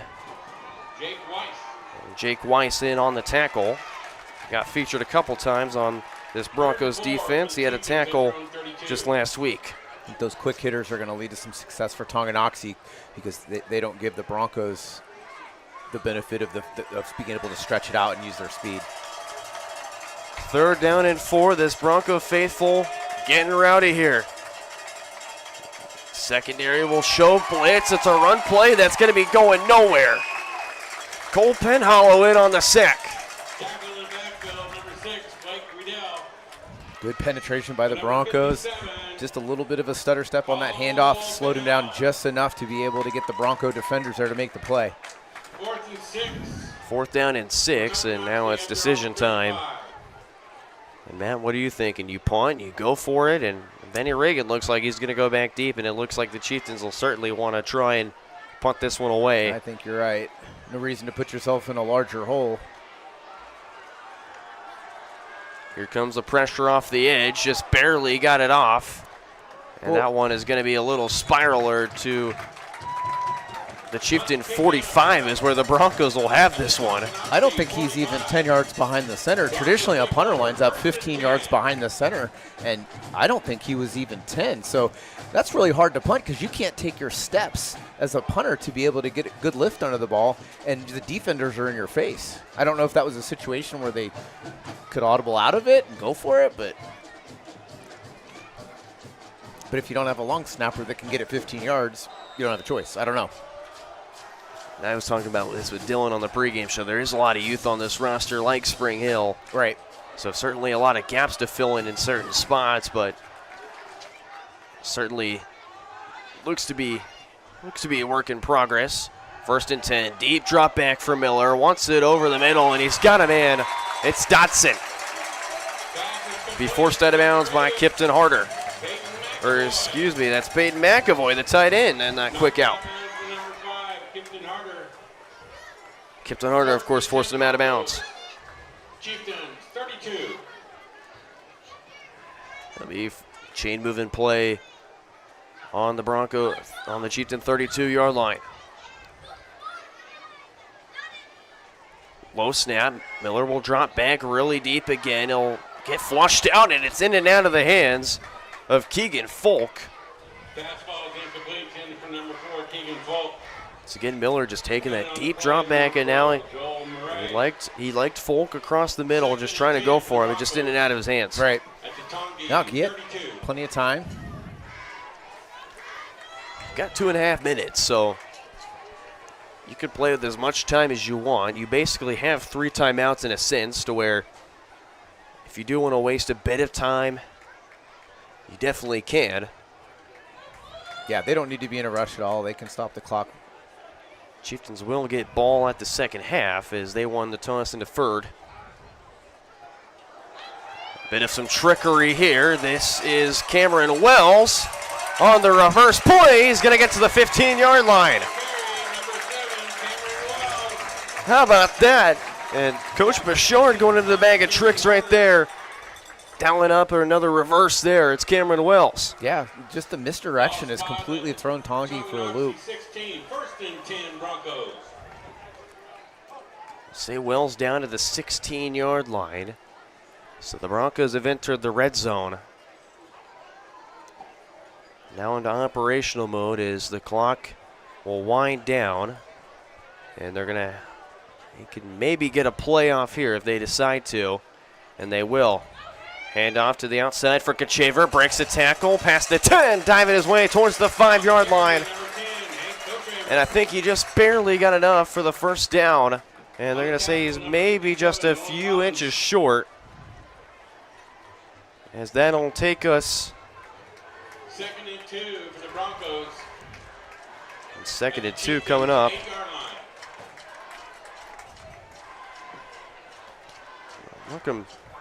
Markham back a few more yards, actually. So we'll say about 8 yards on that play. 2nd and 2. From the 8-yard line. Miller, handoff outside again to Kochevar, trying to shift inside of the middle, and he'll get past the 5 before he's met with plenty of tacklers inside. He's just so shifty, and he's fun to watch run because it's just a complete polar opposite of Stump from last year, who's a bruiser and would rather hit you and just stay in contact. And Kochevar, just the way he slices through the holes and shifts, and then he carries them when he makes contact. 1st and goal at the 2-yard line. So 4 tries for the Broncos to get into the end zone. Time on their side. 3 in the backfield.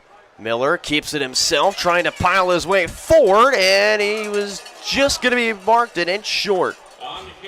Made me nervous when I saw him stretch out the arm with the ball in it. On the stop, number 12, Joel Murray. Joel Murray will get the stop for the Chieftains. A big stand right there. Just 3 more shots and 20 seconds to work with, and I assume that they're not going to settle. They want to go for the points. Right. Well, they've got a timeout after this play. They can stop it. Miller, another keeper himself. Is he in that time? Yes! Touchdown, Broncos!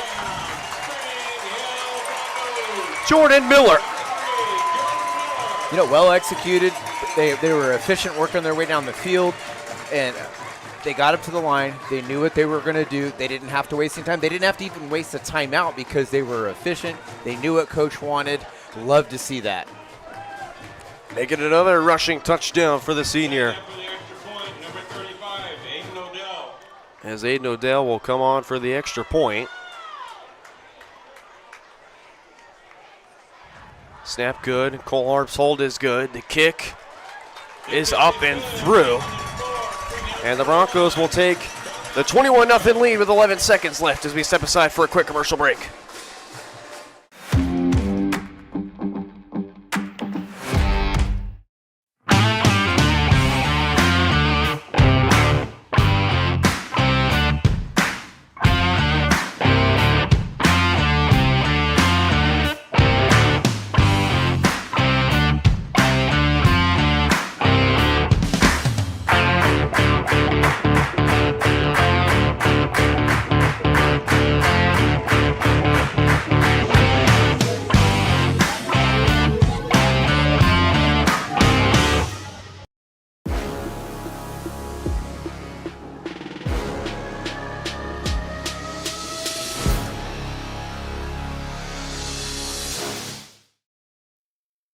Back here on Spring Hill Sports Live, just 11 seconds left before we take it into our Michael Graham Farnborough Financial Services halftime show. We'll break down this first half and take a look at some scores around the area.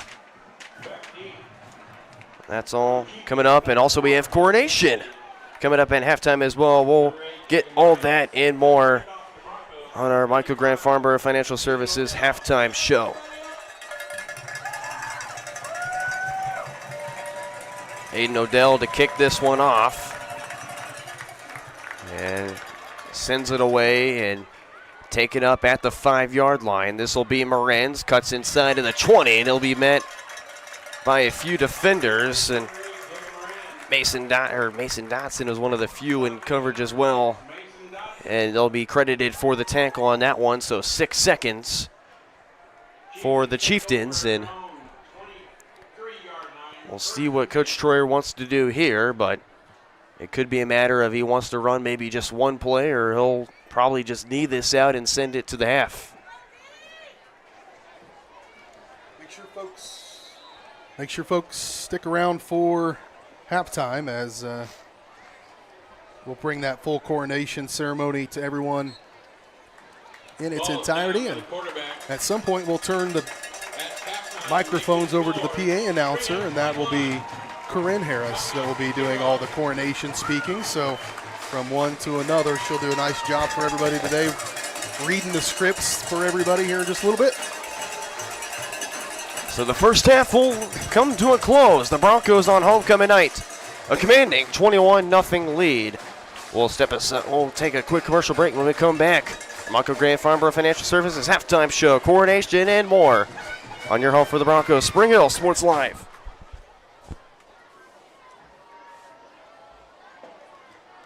Michael Grant at Farm Bureau Financial Services is a proud supporter of Spring Hill and cheering on the Broncos. At Farm Bureau Financial Services, their number one goal is to protect you and your family. Insurance is complicated and not one size fits all. Michael and his team take pride in the relationship they build with their client members. Let them work with you to customize a plan that protects your livelihood and your future. To learn more, call Michael Grant at Farm Bureau Financial Services 913-592-2336 or visit them at 117 South Main in Spring Hill. I've been doing real estate for 8 years now, and we've run across clients where they're interested in land, but then what do we do with it? Well, what do you want to do with it? There's a lot of pressure on individuals now to make those decisions quickly. And I think with our experience, with our backgrounds, we know how to work with the cities and how to work with the contractors to make it a smoother process for the buyer.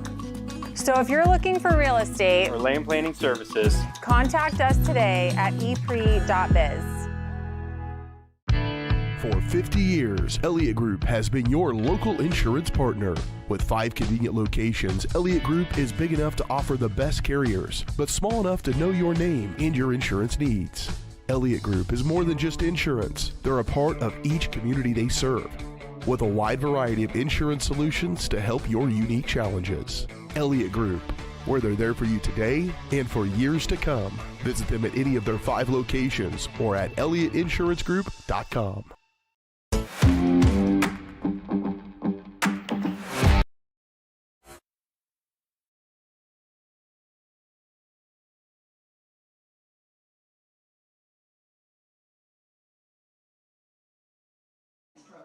She has also proudly represented her school on the varsity soccer team for the past 30 years.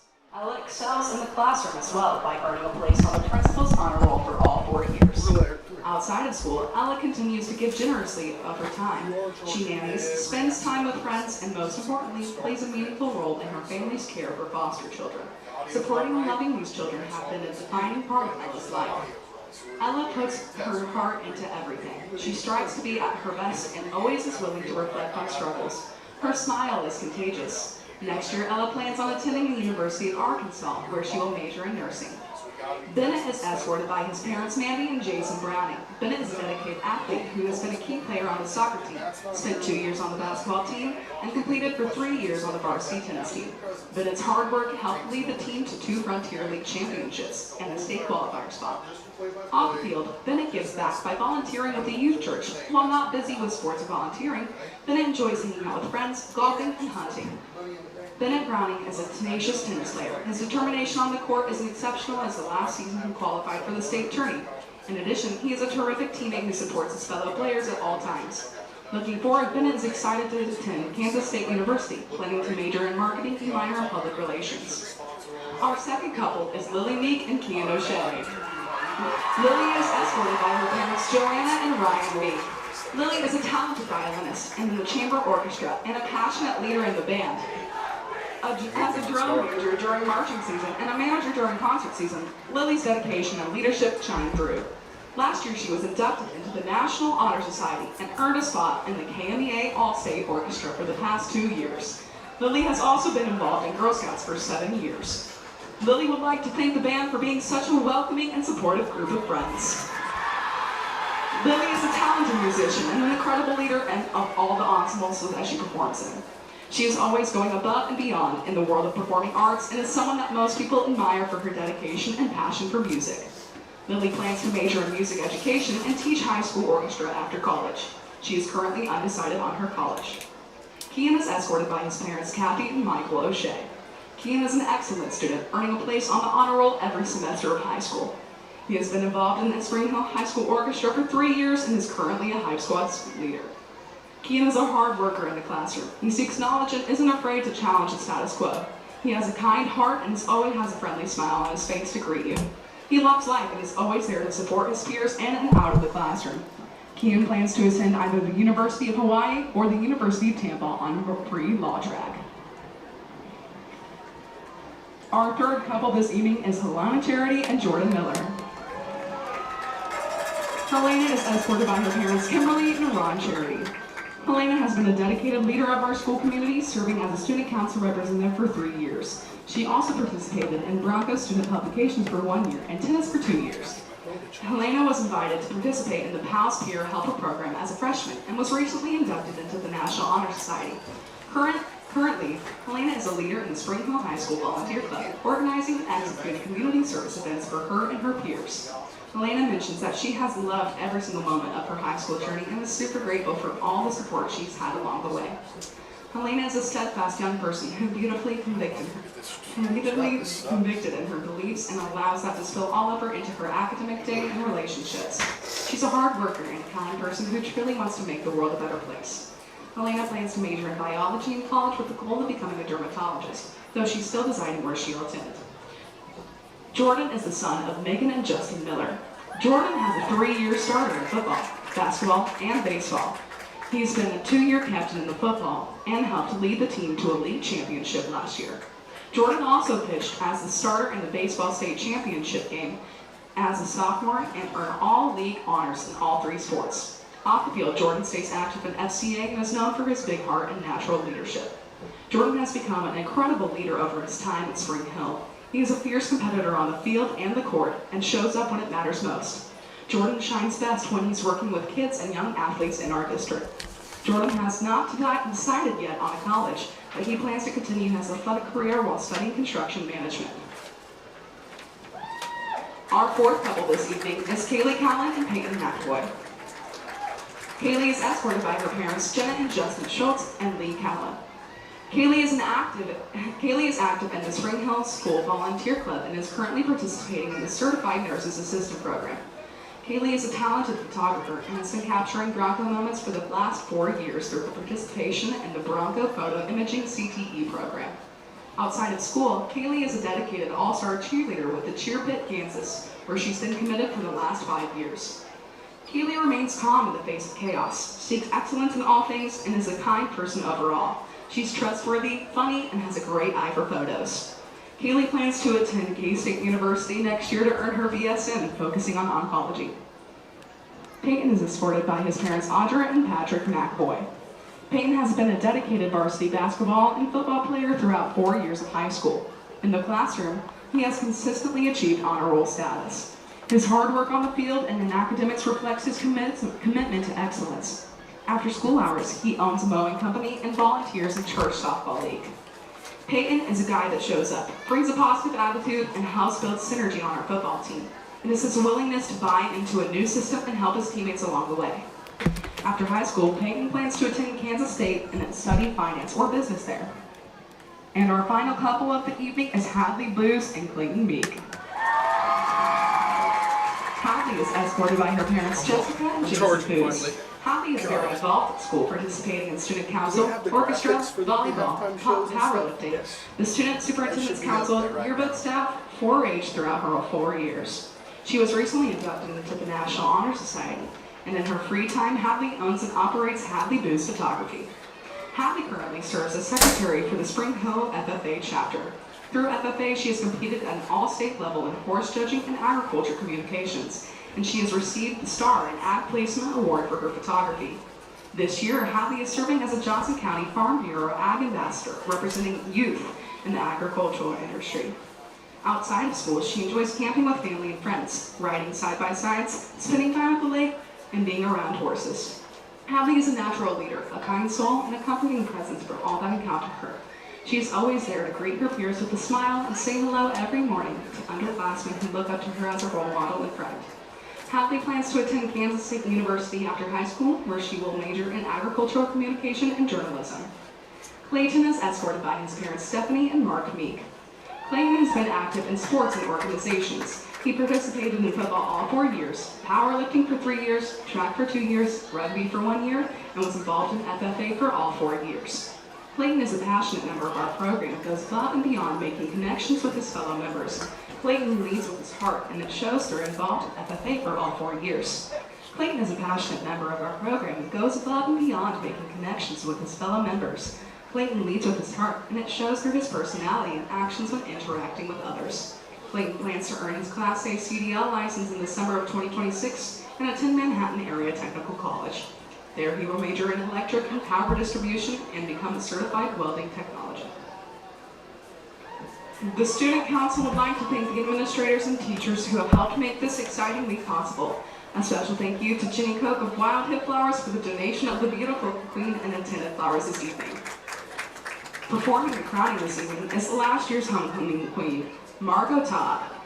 Margot is currently attending Wichita State and is a member of the Shocker track and field team. She is studying exercise science and pre-occupational therapy. Also performing the crowning is last year's homecoming king, Martin Fregon. Martin is currently a student at Kansas State University studying business. Assisting in tonight's coronation ceremony are student council members Isla Melius, Aubrey Meter, Farrah Shea, Dylan Estes, Chloe Lovell, and Ben Olson. And now, the 2025 homecoming king is Kean O'Shea.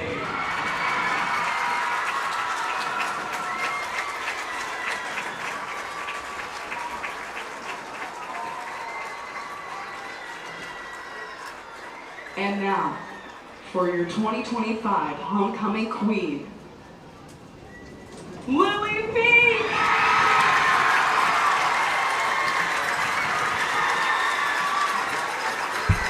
Congratulations to our 2025 king and queen and to all of our homecoming candidates. And the best of luck to our Broncos as they finish the second half. Go Broncos!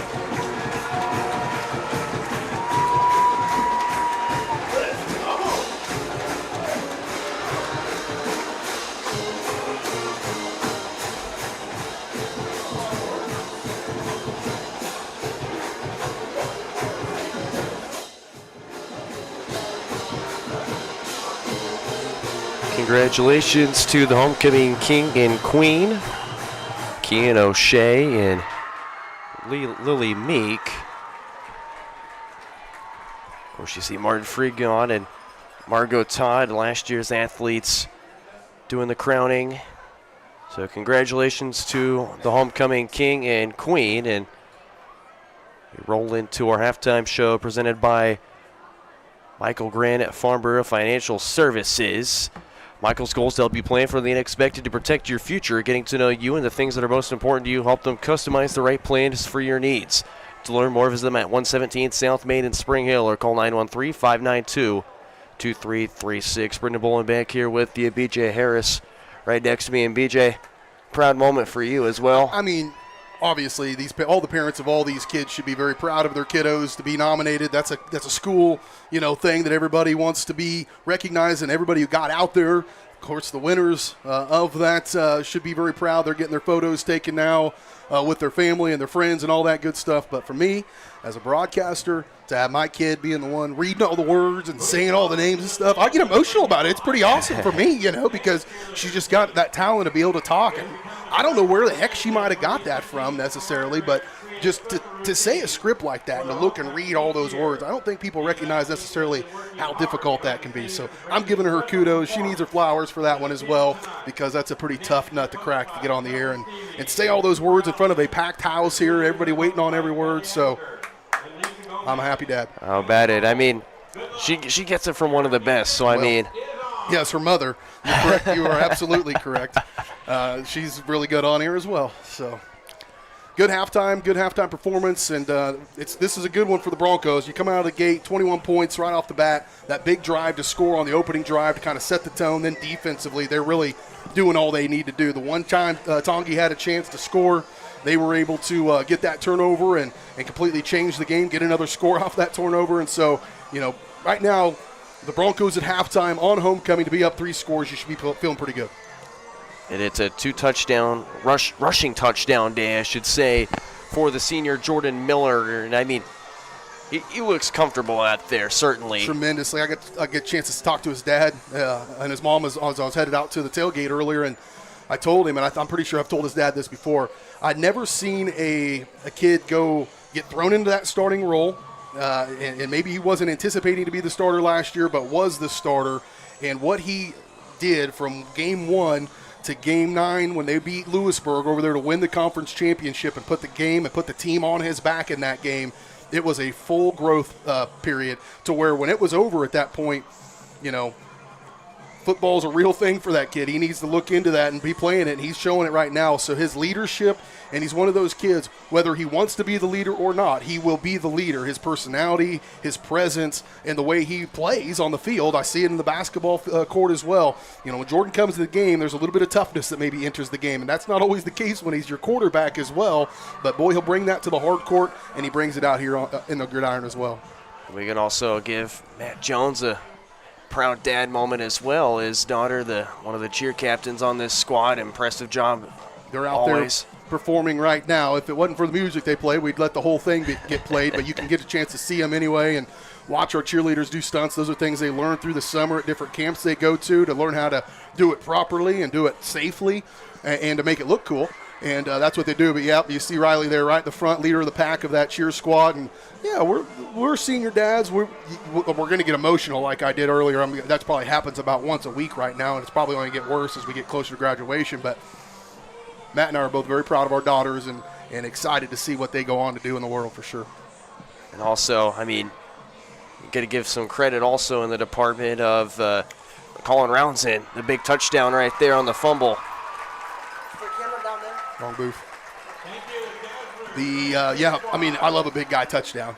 I remember my senior year, I was a half yard away from one, and the skinny little DN came flying in and jumped on that ball instead of me, and I remember that like it was yesterday. I can see it vividly in my mind right now, but he did not have that moment. Saw that pigskin, fall on pigskin, score touchdown, and now that box score will have 67 or 73 next to it on touchdowns, which is the best thing ever. The 6-foot, 215-pound senior will certainly have a token moment in his senior campaign as well. As that's a look at the first half recap on our Michael Grant Farm Bureau Financial Services halftime show. When we come back, we'll look at some scores from around the area. And then after that, second half kickoff right here on Spring Hill Sports Live. Whether you're trying to make the most of the next harvest, navigating a changing business landscape, or planning for the next chapter in your life, the professionals at Prime Accounting Solutions are here to help. With 10 locations, Prime Accounting offers convenient, friendly accounting and tax services at a fair price. Payroll, bookkeeping, business planning, personal tax filing, and more. And now Prime is the place to go for insurance. Bronco fans can find us at 408 North Webster in Spring Hill or call 913-592-2015. To find a location near you, go to primeaccounting.net. Find whole body wellness with Sozo Chiropractic in downtown Spring Hill. Relax and recharge with medical grade infrared. Experience natural relief with dry needling and acupuncture. Or try stem wave therapy, a cutting edge option for pain relief and healing. Whether it's you, your kids, or your family, Sozo Chiropractic is here to help you feel your best. Visit us at 102 South Main in Spring Hill or call 913-592-0010. Sozo Chiropractic. Relax, restore, and live well. My experience at Strode Orthodontics was amazing. Like most people who had their first round of braces, I forgot to wear my retainer and so therefore had crooked teeth. I got engaged this year. I wanted straight teeth for my wedding, and so Dr. Strode was able to give me Invisalign, and now I have the straight smile that I've always wanted. We're gonna get such a welcoming experience here. The day of my wedding, I'm not going to be scared to take pictures. Now I can finally be confident with my smile on that big day. Michael Grant at Farm Bureau Financial Services is a proud supporter of Spring Hill and cheering on the Broncos. At Farm Bureau Financial Services, their number one goal is to protect you and your family. Insurance is complicated and not one size fits all. Michael and his team take pride in the relationship they build with their client members. Let them work with you to customize a plan that protects your livelihood and your future. To learn more, call Michael Grant at Farm Bureau Financial Services 913-592-2336 or visit them at 117 South Main in Spring Hill. Are you looking for a trusted heating and air conditioning contractor? Look no further than Comfort Designs, Spring Hill's heating and air conditioning company. Comfort Designs Heating and Air has 100% NATE certified technicians who are friendly, knowledgeable, and ready to help. They'll care for your home and complete the job with speed and precision. Locally owned and operated right here in Spring Hill for more than 20 years. Comfort Designs Heating and Air Conditioning. See all they have to offer at comfortdesigns.net. Or schedule your appointment at 913-592-4453.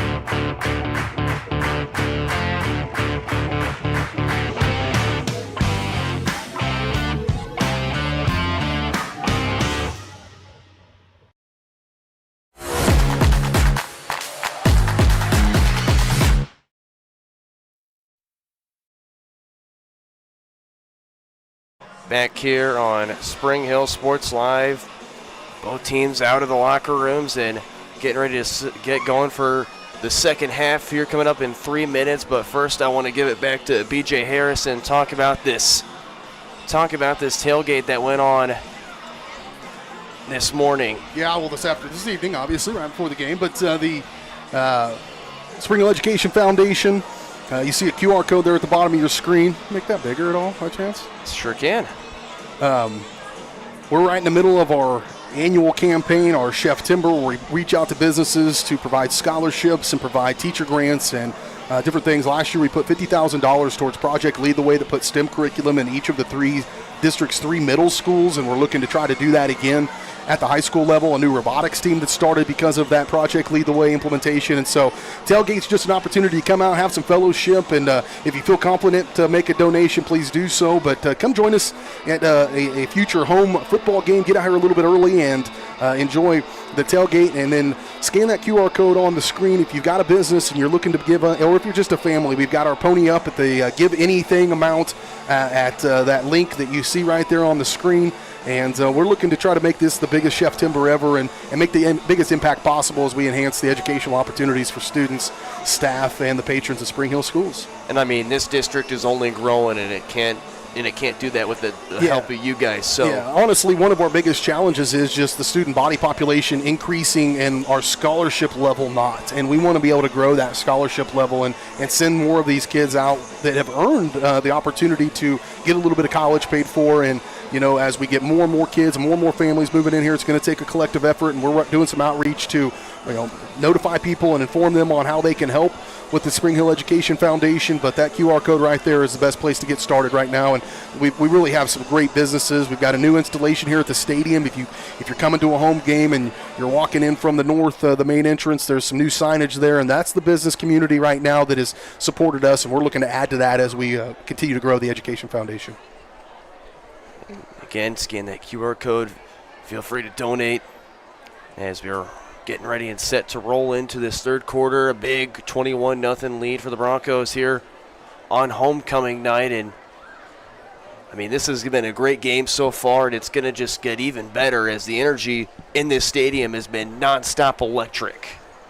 Yeah, and it's going to start here with defense. If your defense can come out and be as forceful as they were in the first half and set the tone, you go into the locker room and you got all these plans, best laid plans and adjustments you want to make. And if you come out and go 3 and out, the defense says, yeah, we're not really going to take those adjustments. It really can start to get into another team's head. And already down by 3 scores, Tonganoxie knows how important this opening drive is going to be, and we'll see if they can make it count. But the Bronco defense has been stiff. They know a thing or two about clawing their way back into games, and certainly it's going to take an all-out effort for them to try and fight their way back in. Aiden Odell to kick things off. Again, 2 back deep for the Chieftains on the return.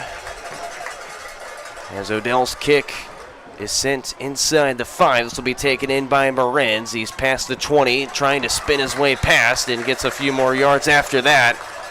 How about Andrew Poland on the tackle there? Matt's back up here. Pretty good vibe down there. Oh, it was exciting. The kids were excited. The pep club went nuts. It was a fun environment down there, and it's fun to watch the cheerleaders in the homecoming court. Yeah, we gave your girl a little bit of love leading the cheer squad and doing all their stunts out there and getting top of the triangle and getting all that good stuff. That's right. She's hard on herself. She came off. My voice cracked talking about my kids, so I took one for the team, buddy. Right, yep, I get it. 1st and 10 for Bodie Maslack and this Chieftains offense, trying to find their first points of the evening. A big hole up the middle, and Blake Riedel will go right through it to the 30. And he may have gotten more if he just kind of lost his footing on that one. Siler Stewart making the tackle. He's had a big first half, hasn't he? He made that interception. Yep. Siler's been a factor. There's probably not a kid out there that's got more reps than Siler Stewart. He was a factor as a sophomore. Definitely a big player last year. Now he needs to be a player in the secondary. Maslack back to throw. He's under some pressure. Will have to step up and run with it himself. Breaks a tackle to the 30. Gets to the 35, where he's picked up the first down. Yeah, escorted out of bounds eventually by Penhollow, but some missed tackles, broken tackles there, and you get that blitz and you coming in and you're trying to make that quarterback sack. You've got to make that hit, otherwise you've lost some help. And now that blitz came from the backside and he's escaped out the near side. There was just nobody out there. And Matt, what have you seen? What do you need to see in the second half from Bodie Maslack? And certainly right there, it looks like he's found more of reading the defense on what they're going to do there. You beat me to it. I think reading the defense, making the correct reads is the hardest thing for a young QB. Fresh set of downs for the Chieftains on the 35-yard line. Handoff up the middle for Blake Riedel. He'll get a gain of about 3 right there. Brought down by that is Brooks Byer, of course. Yeah, he came in a hurry, too, from that backside DN spot. Crashed down, made the play. I got a little tidbit about Brooks. His name is pronounced Bear, like the animal. Bear. Okay. Now we know. Now we know. Yep. See, I got the opposite advice last year. Well, you know. That's also like us with Kachaver, yeah. Yeah. We try our best. That's right. That's right. 2nd and 7. They'll send a man in motion. It's a speed option. They'll get it on the outside for Harder, and he will not go much anywhere. And a big flip at the end, and the flag's going to fly. That was all Carter Rainey right there. We're going to see another unnecessary roughness against the Broncos for the suplex. I'm going to play devil's advocate. Forward progress was stopped. Blow the whistle in the play, and they just kept letting him drive backwards. Forward progress is a thing, and the officials got to recognize forward progress stop, plays dead. Correct. I agree with that 100%. I think the officials are in charge of, keeping the kids safe and avoiding those situations altogether.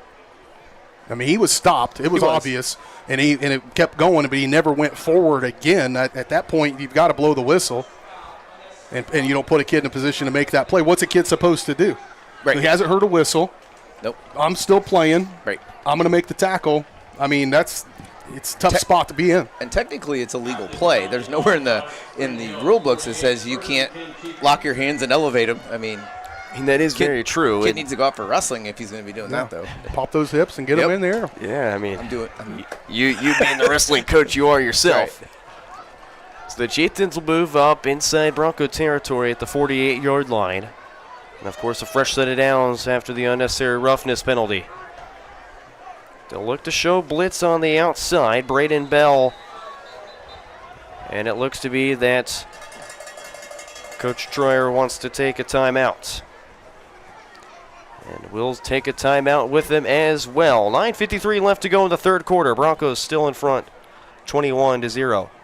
Hi, I'm Katie Casey, and I'm honored to be a third-generation realtor in our Crown Realty family. My dad and grandparents started Crown Realty in 1973, and since then we have grown to become one of the largest brokerages in the Midwest. We now have 8 office locations and over 150 agents covering about 20 counties across Kansas and Missouri. Reach out to us today to experience the Crown Realty difference, where we are committed to treating our agents like family and our clients like royalty.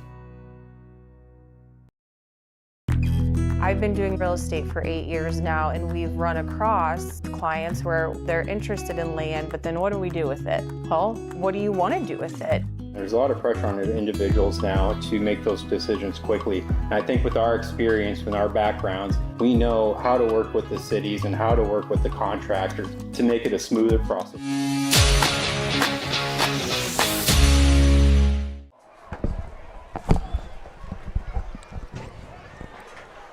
Fresh set of downs for the Chieftains. Wanted to talk things over. Maslack will go hard count. Now he'll take the snap. It's a keeper for Maslack, and he's not going to get much anywhere. That was Poland making the tackle right there. It's where Maslack probably should have went with the dive. Yeah, if he'd have given that, it was going to be open. There wasn't a lot of help on that dive play. Braden Bell right there as well to help make the play for the Broncos, coming in from this near side.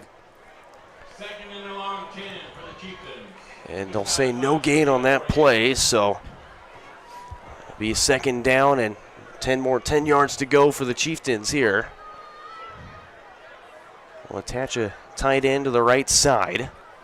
And Roman Holthouse, and looks to be that Maslack will change the play there. Spread two out to the near side. Maslack, he'll drop back, flag flying. It's a free play, and he'll just get rid of it. Yeah, I'm not sure if we got them to jump at the snap, or we might have just gotten a hair too close to the ball at the snap. I don't think that's the case, but it was all happening pretty quickly. It was a late flag. So officials will take a quick second to talk things over. Something to keep an eye on, the cushion that the defensive backs for the Broncos. I mean, they're giving them 15 yards. Well, the D-line was giving them a 4-yard cushion before the ball was snapped. So I think everybody's pushed back a little bit. That could be.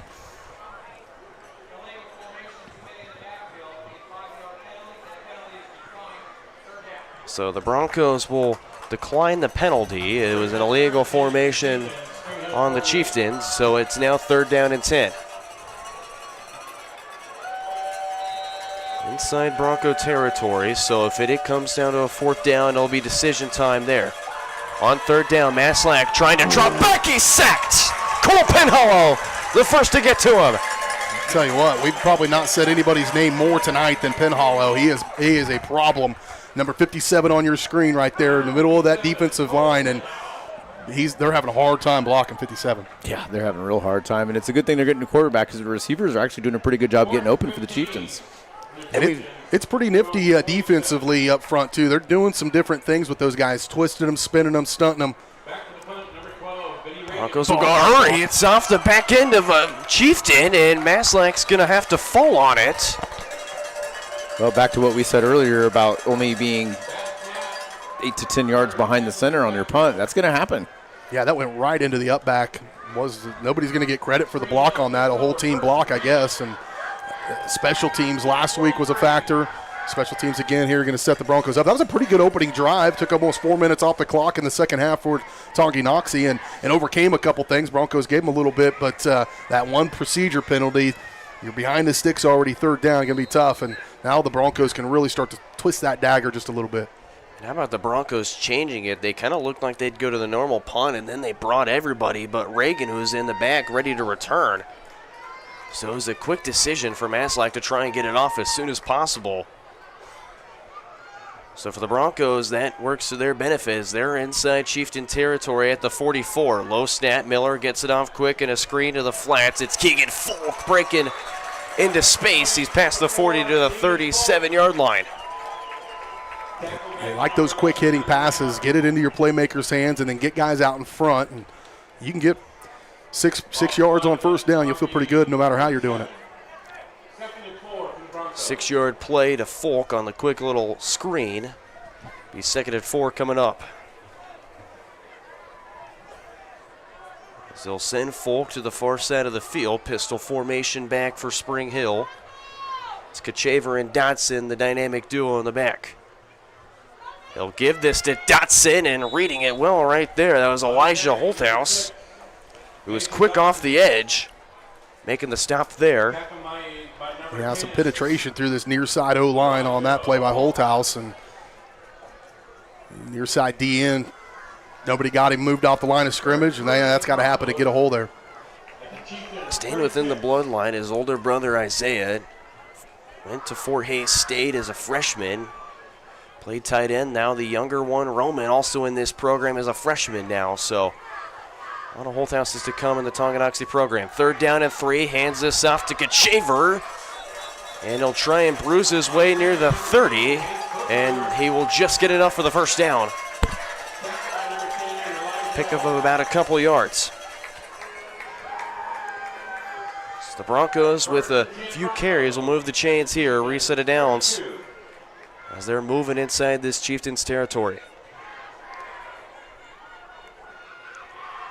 Conditioning going to start to be a factor here in this one. We mentioned the heat, and it was around 90 degrees at kickoff, humidity above 50%. So who did the most during the summer starts to be a factor in this one. It's down to 82 degrees right now, the temperature, and there is movement on that Chieftains defensive line. And they're going to call an encroachment on the Chieftains, so that's going to march the Broncos up 5 yards, moving the line of scrimmage to the 27. The hard part about the weather is the beginning of their football season was relatively cool. So when they put their pads on and they started going live, the first time they had in over a month, they didn't get that they normally would in August practices. So this week was probably pretty awful for them. Broncos nearing the red zone. 2 tight ends attached on each side, Colt Harp and McAvoy. 2 in the backfield, 1 on the far side. Miller will keep it himself on the 1st and 5, and he's got plenty of space near the sideline. Barrels his way to the 15-yard line. Kipton Harder, the one to force him into bounds. 13-yard pickup for Jordan Miller.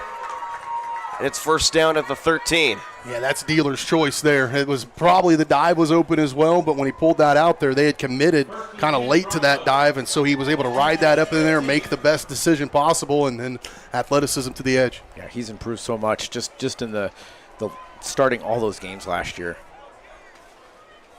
Got to give credit where credit's due. Offensive coordinator Curtis Myers drawing it up. On 1st down, Kachaver trying to still go. Whistle not dead yet, and Joel Murray barreling down Kachaver. Slow on that whistle again, forward progress. Yeah, I agree with you on that one. I was getting ready to say the same thing. That's where you start getting kids injured because they think the play is dead. They're moving backwards. Kachaver actually flipped the ball back to Miller. That's super dangerous. So they're going to say a loss of 1, so Murray getting a TFL on that one. 2nd down and 11. As the Broncos will make 2 personnel changes. Eli Hedrick and Riley McAvoy, the 2 in, and looks to be that Folk and Peyton McAvoy, the 2 out, and looks to be that Coach Bouchard will take a timeout.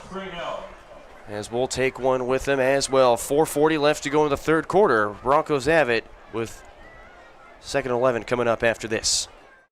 At Fort Scott Community College, we understand that a scary part of figuring out your future isn't only answering the question, what should I do, but where do I belong? Maybe you belong here, studying animal science or learning about farm and ranch management. Maybe you belong here as part of Hounds Hoops on the hardwood. I don't know where you've been or where you're headed, but I know we're saving a spot for you because you belong at Fort Scott Community College.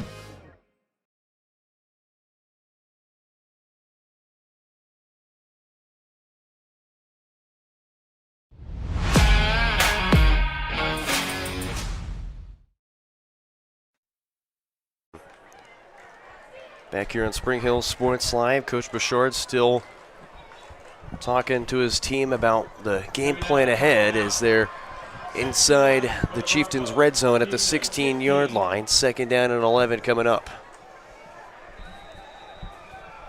Trips out to the far side. Just Kachaver in the backfield with Miller. Miller will drop back, man wide open, and just be a simple catch and go down to the ground right there, as that was Eli Hedrick out on the far side. Yeah, it's a long throw from almost the near side hash all the way outside of the numbers on the far side, but you keep that ball in the air and put him where it needs to be. He's walking into the end zone. Right. Eli Hedrick getting his first reception of the season. Had a few targets last week, but finally gets his first reception of the season right there. 3rd down and 2, and they'll phone booth right now. Go heavy set here. It's Miller the keep, and they're still going to push him through to the end zone. Yep, 67 should be celebrating like he got a touchdown. Clayton Meek, once again, a factor on a score. He earned the touchdown. Fired up. He drug him into the end zone. He sure Almost, did. if he could have picked him up, he would have picked him up. That was just a scrum of humanity from the word go. Everybody was inside about 5 yards of each other and just pushed forward, and Clayton and the rest of the O-line said, well, let's just go ahead and get this done right now. Good night. The 3rd rushing touchdown tonight for Jordan Miller, and the homecoming candidate getting it done on homecoming and extending this Broncos lead to 4 scores, and Odell has his kick blocked. That was Roman Holthouse shooting out of the gate right there to get that block, as they're going to hold the Broncos to 27 after the touchdown. We'll step aside for a quick commercial break. Kickoff when we come back.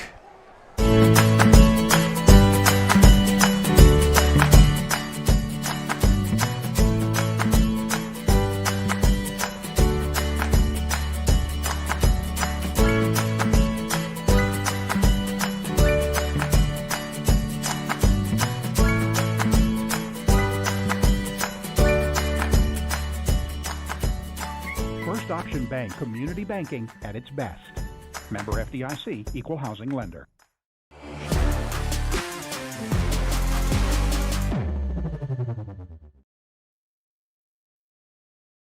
How about this energy on homecoming night? The student section loud and crazy as ever, as they've got all the reason to celebrate. They're up 27-0 right now. This Broncos offense is still moving from week 1. Yeah. We're big. We're going to go forward. If you want to try to stop us, go for it. They did try to stop them, and it just wasn't enough. Yeah, this is just bigger, stronger, faster right now. Aiden Odell on the kickoff. He had 8 kickoffs last week, 363 yards of total kickoffs. His longest went for 59. As he sends this one high and deep, and this will be taken up by Morenz at the 5. Cuts inside to the middle at the 30. And he'll get to about the 31. McKenna, and it was Kyle Stewart in on the tackle. Also, Zedric Thomas also in on the tackle as well in pursuit of that kickoff. I know I saw some cleats going over the top for a little bit there. There's some hitting. So for this Chieftains offense, still looking for the first points of the game, and they've had plenty of great drives, and like BJ mentioned, that last drive they had to start off the second half, they went for 4 minutes, and they used good time of the clock and had a penalty go their way, but it was that illegal procedure that sent them backwards here. 1st and 10. This is a carry on the ground. This was Paxton Summers, the sophomore. That's Brooks Baer making the tackle. Gain of 3 yards on that carry. 2nd down and 7 forthcoming. Caden McKenna came in as well from that linebacker spot, that far side DN linebacker came crashing in there and made that play. So Paxton Summers will stay in the backfield. Bodie Maslack, the future of this Chieftains program. 2 sophomores going to continue success. Maslack with the hard count. Ooh. He'll keep it himself on the read option. He gets tripped up, but not before getting a few more yards out of that one, about to the 42, 41 yard line. Tell you what, Penhollow, once again, he's getting double teamed at the point of attack. They were bringing a blitz right into that, and that's a great play call against that blitz, because if perfect. he sneaks out of there, there's not a lot of help. Penhollow came to help it out. One guy there to help take the tackle as well, but that was almost a big play by Tongi. How about this front 3 for Spring Hill? It's been so dynamic tonight. You have Brooks Baer, Cole Penhollow, Mason Harvey, got to give him his flowers too. I mean, it's been stout.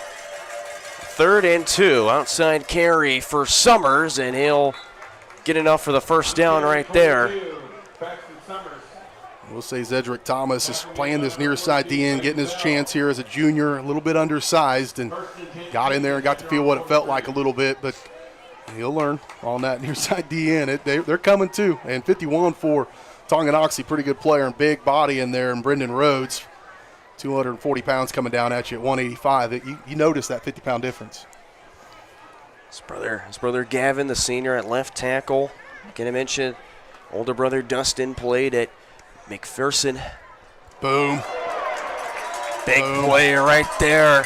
This Broncos defense, once again, it was Brooks Bear in the backfield, and now he's going to have a bit of words with Bodie Maslack in the backfield. This is my point, Matt, right here. Yes, yeah. Look where that official's standing. Look where the play ended. That's where you blow the whistle. 12 yards. 12 yards after where they are indicating where forward progress stopped. They blew the whistle 12 yards later. Right. That's not okay. Hopefully that's what they're discussing right now, saying if you're going to give him forward progress. It definitely wasn't there because he broke out and got another head of steam going forward about the 35. And then he went backwards again. So sort this out. It's still going to be a very good play, and they were bringing everybody on that one. And they were literally at the ball, at the mesh point. That's where this was at, the mesh point. They're lucky that the ball wasn't fumbled. Are you kidding me? So they're going to say replay the down. Inadvertent whistle. The whistle didn't blow until 5 seconds after the play was done. That's an interesting interpretation of that scenario. Yeah, I don't know what happened there. I mean, that benefits Tonganoxie for sure because they had a loss on the play. They certainly now know what could possibly be coming as you see Braden Bell down to the outside. What would BJ tell us to do right now as far as officials are concerned? And now play is blown dead as the referees are now coming together to talk things over. Sorting it out. I don't think anything's going to change from this gathering other than blood pressure going up in the stands a little bit. As you see, Coach Bichard is out past his sideline. He's on the edge of his seat waiting for what this officials crew will do. Now it's a legal procedure.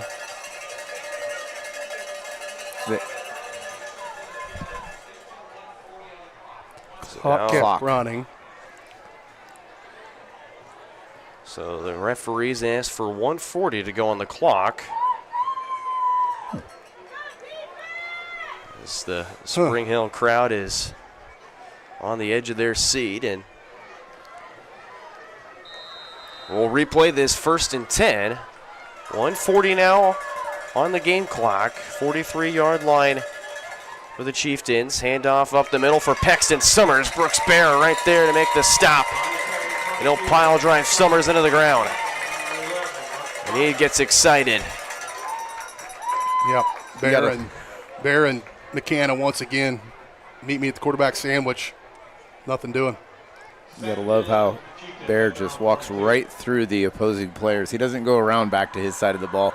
He just walks right through them. It's kind of I'm going to show you who's boss.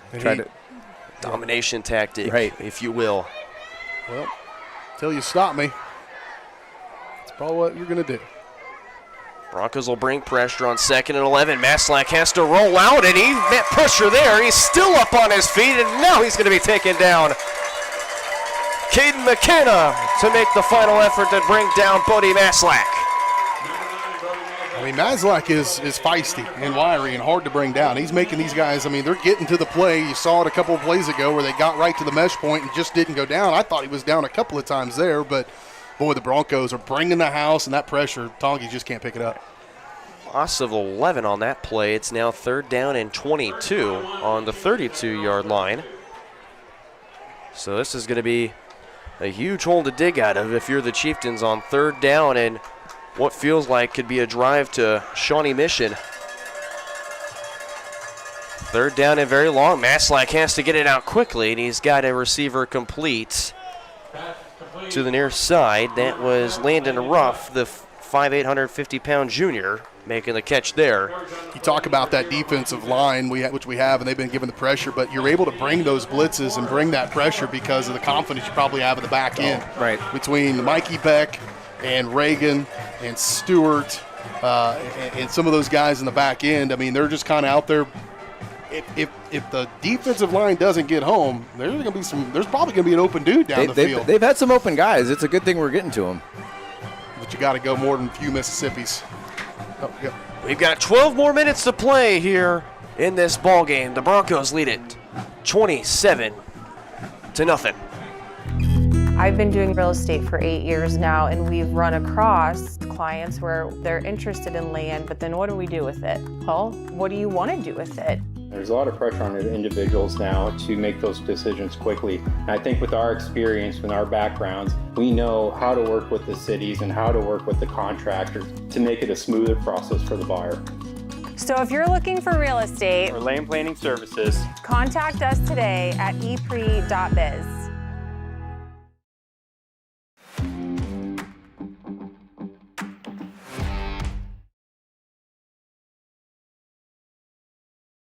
Broncos Spirit Squad out there getting the crowd fired up as this one's punted away. Nobody near where the punt was taken down, as the Broncos will set up shop here for the first time in the fourth quarter after the punt.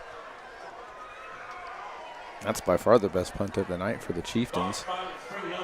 While we have a bit of downtime real quick as the Broncos gather one score I did gather in our Elliott Insurance Group area matchups, Piper was up on the Bobcats 14-7 at the half. So two big UKC opponents, and for Basler Linwood, who one of the favorites to win the UKC, finds themselves down against the Piper Pirates. And in college football news, Arizona's up on Kansas State 7-3. We'll be checking on scores periodically. We'll have a big report on our post-game show right after the conclusion of this game. 1st and 10, Miller on a quick rollout. He's got a man to the outside and gets that one completed to Peyton McAvoy out in the flats. Wyatt Gatlin was the one to make that catch. Baron Dorn making the tackle, and now there's a Chieftain who's having to hobble off. Owen Robbins trying to get off the field. 2nd and 2 for the Broncos. He met with head coach Matt Bond, or excuse me, defensive coordinator Matt Bond,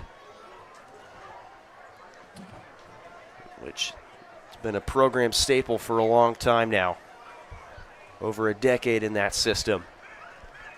2nd down and 2.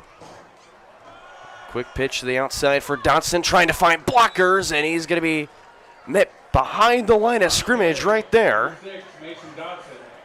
That was read extremely well by the Chieftain defense. They tried to get it to kick out. The Broncos did, and the Chieftains flowed right to it and were able to stop the outside. And the big 5'8", 150-pound junior Blake Riedel making the stop. Loss of 6 on that one. It's 3rd down and 8 from their own 36-yard line. As now the Broncos will take their time with this play call, and the Broncos' time's on your side and the points are in your favor, so no need to be in a huge rush to make a call here. On 3rd down, Miller quick let out to Kachaver, trying to cut back inside, breaks a tackle. He's going to break a few more, not before getting to the 40, but he's short of the 4th down. He's short of the down. It'll be 4th down and about 4 yards coming up. And Jordan Miller's trying to talk Coach Bouchard into going for it. I think he's going to give him the keys. What do they got to lose essentially right there? Up by 4 touchdowns. Right at the 39, about the 39 and a half. So here we go, 4th down and 4, 2 in the backfield behind Miller. So go hard count and check over to the sideline for the play call.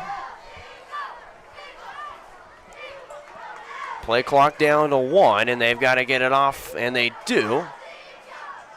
It's a handoff. Now it's a pitch out to Dotson. He's got plenty of room on the sideline. He's past the 50. It'll be barreled out of bounds, but he's got the 1st down, and there's a flag on the play. There's a flag on the play. So usually that's in the spot of a hold downfield. It's a great pitch by Miller and great pitch relationship from Dotson just to stay available that late in a play. He's probably going to come back and replay the down. So now they're going to call upon the side judge to talk this over, and it was going to be a holding penalty on the Broncos. So they're going to march him back 10 yards.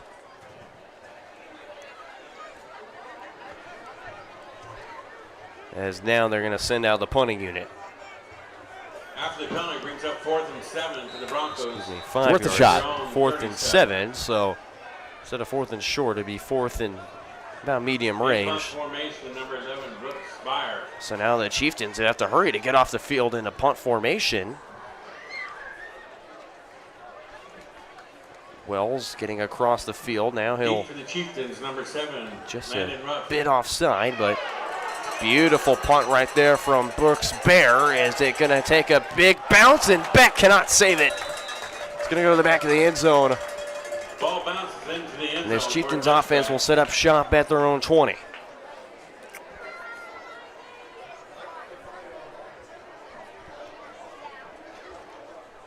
So for the Chieftains and Matt, I think the biggest thing is you got to get a score here.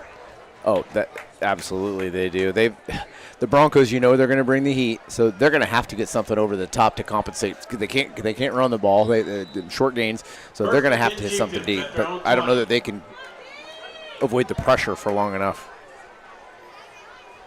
So 1st and 10 from their own 20.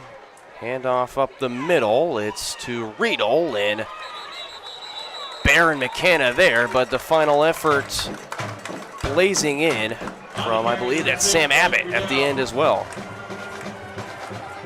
Or excuse me, wrong on that one. That was Carter Rainey.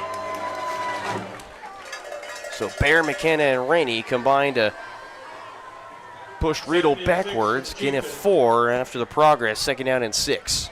Their own 24.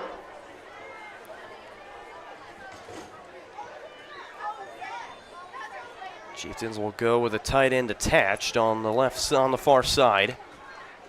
Broncos will bring the pressure, reading the run. It's Riedel on the ground, and he's going to be met at the 25 quickly. They're having to break tackles before they even get to the line of scrimmage. So Blake Riedel getting the carry, and Alex Markson, who kind of that filler position for Bear or Penhowell that we saw. You could throw in Zedric Thomas as well at that other end spot. Markson looks like he's playing that end with Mason Harvey, and then Penhowell playing that central spot. Out come the Cowbells. It's 3rd down. Broncos will send the pressure. Hand off to the outside for Summers, who breaks the tackle. Maybe one more before he's tripped up at the 30. It's going to be close to see where the referees mark him down. And they're going to say just a yard short at the 29. And the Broncos again getting the penetration through. Just can't quite make the first tackle. Luckily, the rest of the team from the interior is flowing well to the outside and helping their teammates out make a play. So 4th down and 1, but looks to be the Chieftains will punt. And Maslak's just going to punt this one away. Gets to inside the 40, bounces to about the 38-yard line, where Landon Ruff will down it. So the Broncos will take back over on offense, and looks to be that they're going to keep the starters out there, as a lot of the guys normally will start on offensive end, will get in that huddle. And I mean, anything can happen in about 7 minutes of play left in this ball game, but I think the Broncos just want to stick with keeping their guys on the field, giving them a bit of situational stuff. Right. And we've seen crazier things in football, Matt. That's true. On 1st and 10, handoff up the middle for Kachaver, breaks a tackle before being tripped up past the 40. Marked up at about the 42-yard line, be tripped up by Jacob Morenz, or Blake Riedel as well, being tripped up. And looks to be that there is a... You notice the two Bronco offensive players went, and the Tonganoxie player looked like he probably had a cramp, and they went over and grabbed his foot for him and held his leg to try to get him to work the cramp out until the Tonganoxie athletic trainer came out onto the field. It's athletic trainer Mark Padfield, been with this team for more than 2 decades, will step aside as they tend to the injured Chieftain. Hers Incorporated in Spring Hill is your area's premier small engine repair shop. Before you replace that faulty trimmer or mower, let our experts get you back to work. And if you are in the market for a new handheld, we carry Maruyama and Red Max trimmers. Plus, Hers is still the best place for hydraulic hoses, cylinder repair, and mechanical control cables. If that's not enough, we're also a UPS drop-off location. To learn more, visit us at hersinc.net, call 913-247-3530, or just stop on by.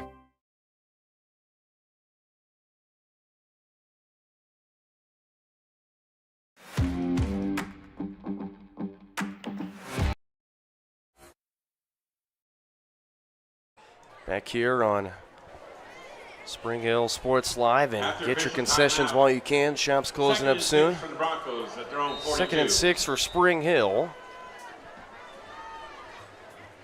Injured Chieftain was able to get up under his own power, just walking off a cramp. Most likely hope he is okay. On 2nd and 6, trying to throw it, and he will.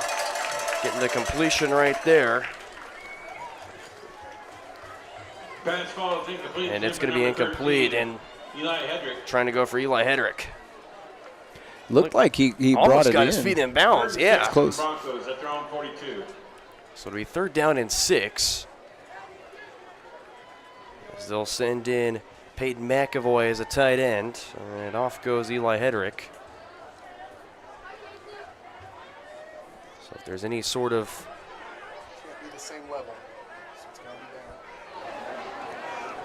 run design we might see here. On 3rd and 6. Big hole up the middle for Hank Kachaver. He's got plenty of room past the 40 to the 35, and he's tripped up inside. And now there's another Chieftain down. And how about Clayton Meek right there on that block? Wow, that was Kachaver had a perfect, huge hole to run through. All he had to do is just keep running. He didn't even have any contact until the 2nd level. We'll step aside for another Chieftain injury. 6:26 left to go here in this 4th quarter. Buy one Sonic Smasher and get another free. That's right, buy one hand-smashed Angus beef Sonic Smasher and get another free. It's the dual threat quarterback of burger deals.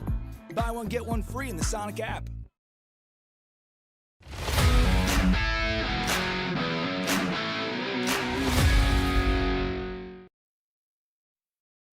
So back here after the injury timeout, 6:26 again left to play here in this ball game. Broncos still ahead 27-0, still with the ball. Fresh set of downs thanks to a big Hank Kachaver run, and got to give credit to the O-line where it's due. Beautiful blocks up front, making it happen for big number 10 in the backfield.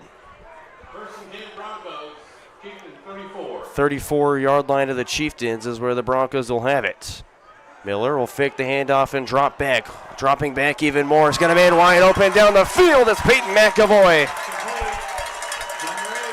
And that's he's got his big tight end. And that's where Jordan Miller's at his best, when he's rolling out and he's on the move and he's able to get his feet underneath him. Hits a wide open McAvoy. 28-yard pass. And it's going to be 1st and goal at the 10-yard line. Right, setting up shop inside the red zone now. And this is where the Broncos have excelled. A lot of the touchdowns tonight have come inside the red zone. Miller will drop back on 1st and goal. Buying time, rolls out of the pocket. Now he'll throw on the run. He's got a man in the end zone. Touchdown for Keegan Folk. What a great effort by Jordan Miller. It looked like he was going to run, but he saw the Tongi defenders waiting for him. He paused just long enough to make sure he was behind the line of scrimmage and found an open receiver in the end zone. It's a 10-yard touchdown play to Keegan Folk. And Miller's got his first throwing touchdown of the evening. And the Broncos will add on another 6 points, make it 7 pending the PAT.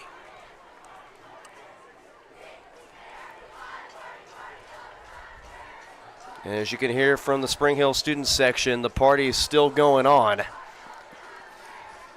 5.5 minutes left to play, and looks to be the Broncos want to go for 2 to keep it a football score. 33-0. Miller will set up in shotgun with Kachaver to his left. And they've got a Chieftain to jump, so move him up to the 1.5. This is lineman take me home territory. That's now the third time tonight that they've gotten a Chieftain to jump on that initial hard count inside that 2-point conversion. So now you can imagine maybe we'll look and see that 3-back. That's gotten Jordan Miller scored a touchdown off that too, in fact. We'll see.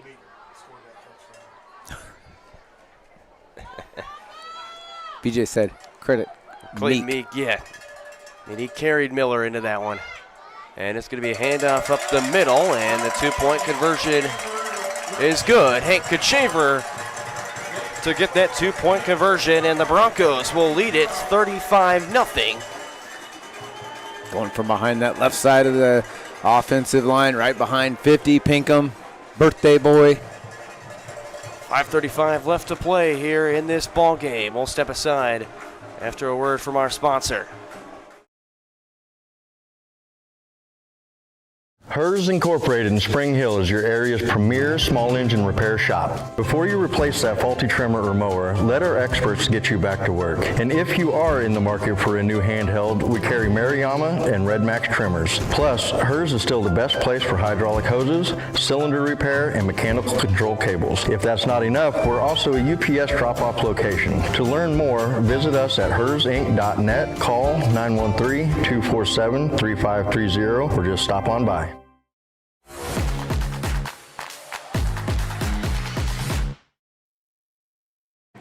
Back here on Spring Hill Sports Live, a 10-yard reception touchdown to Keegan Folk from Jordan Miller, and Hank Kachaver getting the 2-point conversion, a 1.5-yard run on the ground to make it a 35-0 score where we're at right now in the ball game. 5:35 left to play here in this fourth quarter. Set the kickoff to the Broncos. Number 35, Aiden Odell. Alongside of me, I'm Brendan Bullen, joined by my partners in the booth, BJ Harris, Matt Jones, Caden Carbajo. It's been a beautiful night for football so far here on homecoming night.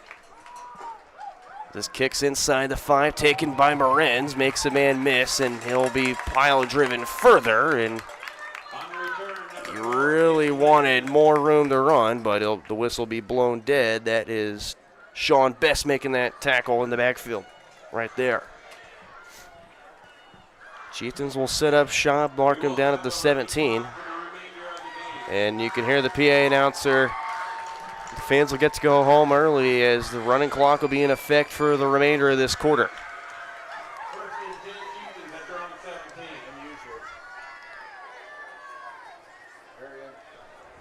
Very unusual that when we play Tonganoxie, there's a running clock involved. We were talking about this on the pregame show. Is right there. They try and give it off to the running back. That was tough rush, and Mason Harvey making that tackle from the defensive end spot. Yeah, Tonganoxie just hadn't been able to get anything consistently going this evening. So a different running back we see, the third one outside of Summers and Riedel. It's tough rush on the carry, and of course the big three up front, Penhollow, Bear, and of course Mason Harvey making that tackle. Selby's in at D-line. Cooper Selby in at D-line as well. So the Broncos will make a few changes on 2nd down and long. Maslak to the outside on the quarterback keeper. It's gain of about a couple. Jace Thompson, another sub in, making the stop right there. Gain of about 6, 3rd down and 5. Chieftains just make it past their 20. Clock continuing to wind down here. 3.5 minutes to play. Out come the Cowbells once again, man. That's got to be a staple. On 3rd down, another keeper for Maslak. Full head of steam. He's going to try and make his way to the marker. I'll give Maslak a ton of credit. He did get the 1st down. Move the chains for the Chieftains. Coronation on the stop.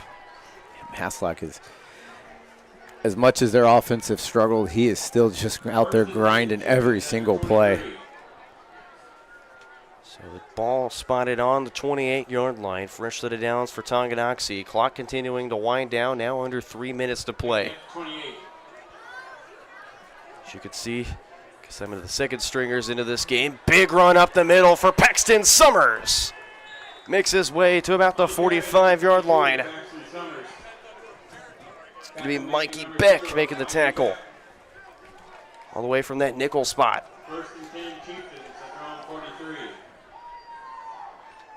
So the 43-yard line is where they'll go. And you can see if the Broncos are in on offense, that's Blaise Rodina and Evan Goodfriend warming up on the sideline. They split some time during the Bonner game last week. 1st and 10 from the 43-yard line. This is tough rush, gets a huge hole, and it'll be leveled at midfield. Mikey Beck in there. And also you could give Andrew Poland, and he's down on the ground writhing in pain. That's a player Spring Hill does not want to lose. We'll step aside for this injury. 2 minutes to play here in the final quarter. Broncos lead it 35-0.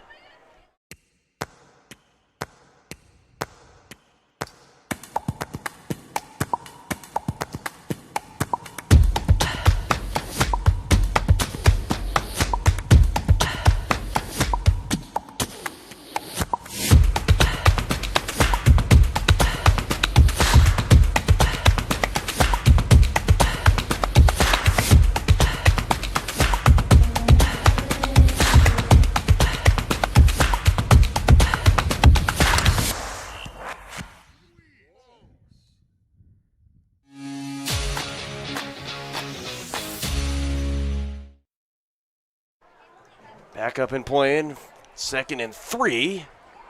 And another carry for the Chieftains. It's a tough rush. Another carry for the young freshman, and Braden Bell making the tackle from the linebacker spot. I love that name. Braden Bell? Tough rush, yeah. Tough rush. I mean, Braden Bell is a fine name, but I got to agree with you. Tough rush. Phenomenal name. 3rd down and 1. In Broncos territory at the 48. They're going to give it to Tough Rush, and it'll be met quickly.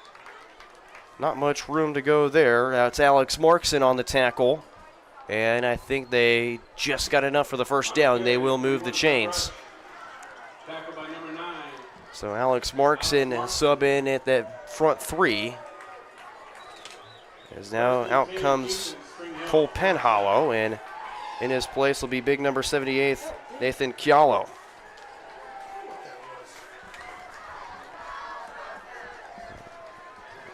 Now on just under a minute to play.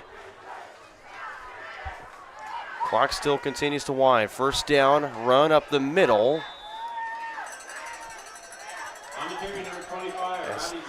That's Roddy Starcher, and on the carry, the sophomore. Pick up about 6 yards, 2nd down and 4. And now just under 20 seconds to play, and the Chieftains will exit to the sideline.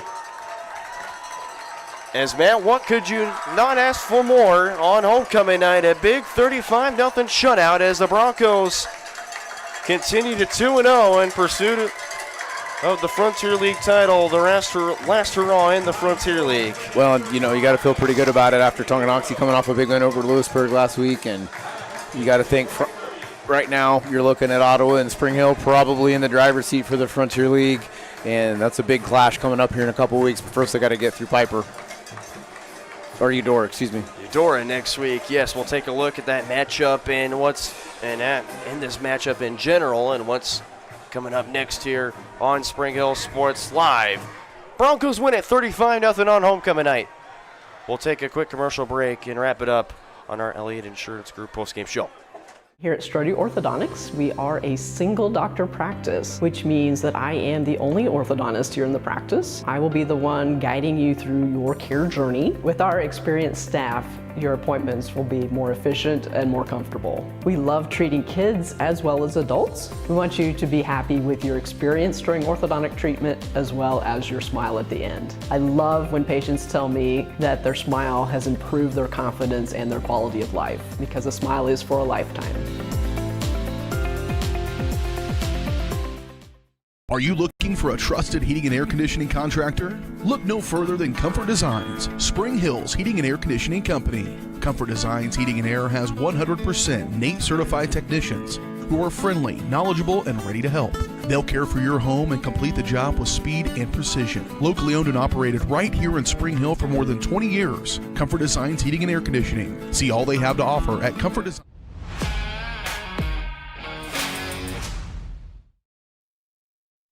Back here, final score 35-0 here. As we head to our post-game show presented by Elliott Insurance Group as we get a look at the crowds on their feet, the Spring Hill High School alma mater. Read the words right there. I mean, this has been kind of a new tradition that got brought back in. Quite nice. We'll step aside as we listen to it.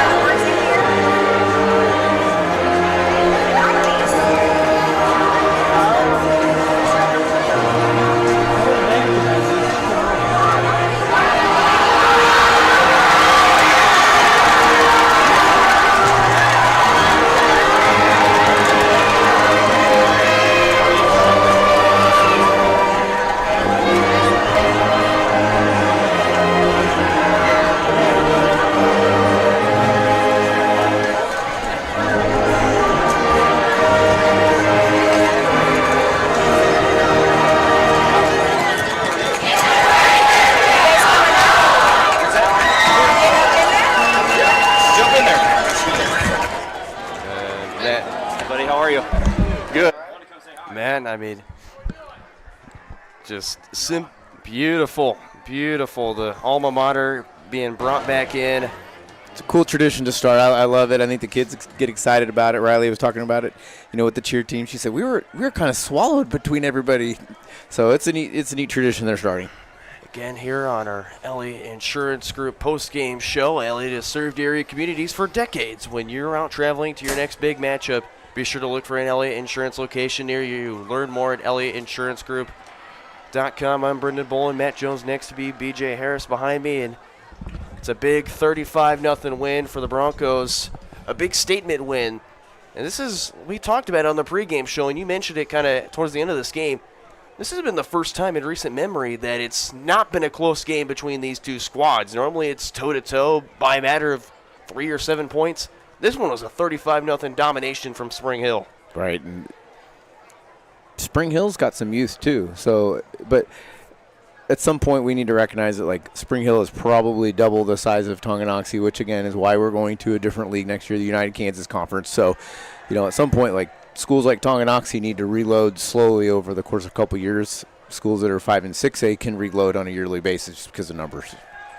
Bring on the United Kansas Conference is what I say, because if this is what is happening in this game right here, then it's probably what we're going to see a little bit of. Looking on the horizon, Ottawa's going to be a tough out. That's not going to be an easy one. I don't think that'll go the same way this one went. Lewisburg's going to improve week after week. Paola giving them all they can handle right now. So what do the Panthers have? But I can tell you right now, what I'm seeing out of the Broncos is a different vibe about them. They are going forward. What we were talking about, Matt, off air was this is a go-forward team, whether that's offensively or defensively. The number of stunts defensively, some of the creativity defensively, and then offensively, go forward. Yeah, you're getting to the edge because you've got some speed in Dotson and Hochaver, but forward. And that behind that offensive line, when you've got O-linemen that are out in open field, running down the field, blocking for you. Twice tonight I see Clayton Meek out there leading the charge. I'm telling you, there is no better feeling as an offensive line. It's the only time you get to feel like you're one of the real guys. Right. One of the real athletes on the field is when you're in open field, and he knows how to do that. And as long as you can continue to get downfield, they won the line of scrimmage. That's what I talked about as a key to the game, is win the line of scrimmage, and that was set from the word go, really. That big opening drive set the tone. Defensively, not really allowing Tongi to get much breathing room. The goose egg on the board is all you really need to see about the defense. And for Tonganoxie, we got to give credit to Bodie Maslak. I mean, what a game the young sophomore put on. What do you see the growth out of this young sophomore and what he can continue to do in his high school career? Well, he's got some grit, and that's, the cornerstone for any young football player, and he's going to learn. He's going to keep getting better. Tonganoxie is always very well coached, and he's just going to continue to improve. And when you see him as a junior and senior, I think you're going to see a completely different kid that's also really, really tough. Yeah, he was tough and hard to take down. He didn't take that first hit whenever he came through. The problem was so often that first hit was behind the line of scrimmage. And, Patrick Mahomes is not going to be able to do much if there's a guy at the mesh point, and we saw that a couple times tonight. So, Tongi's got some room to grow, certainly. The Broncos, if they can continue to make these improvements and do what they did from week 1 to week 2, there's just a little bit of a confidence build, perhaps. I talked about it in the pregame about Jordan Miller and the natural leader, that they are going to kind of go the way he goes, and that bravado that maybe he brings to the floor is just what they're playing with. There's a come and try to take it from us, and I think Brooks Baer, he's got some of that mentality as well. So if you got that kind of leader on defense, you've got one on offense, and then all the other guys I'm sure that are contributing leadership-wise, you'll just start to see more and more confidence build. And a team like this, there's some big uns. There's some big uns out there on the horizon, certainly at the 5A level, but you can take care of business in the Frontier League, and you keep putting together games like this, it'll be a good, fun year.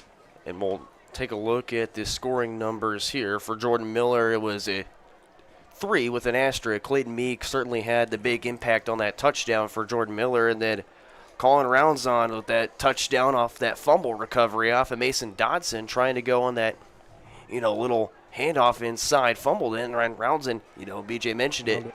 If you see the ball on the ground, you got to fall on it, and then Jordan Miller getting his first passing touchdown, a 10-yard reception to Keegan Folk, getting his only second passing touchdown on the season. So, this is a team that they can dominate on the ground. We saw it last year. Jordan Miller, Patrick Stump, Hank Kachaver.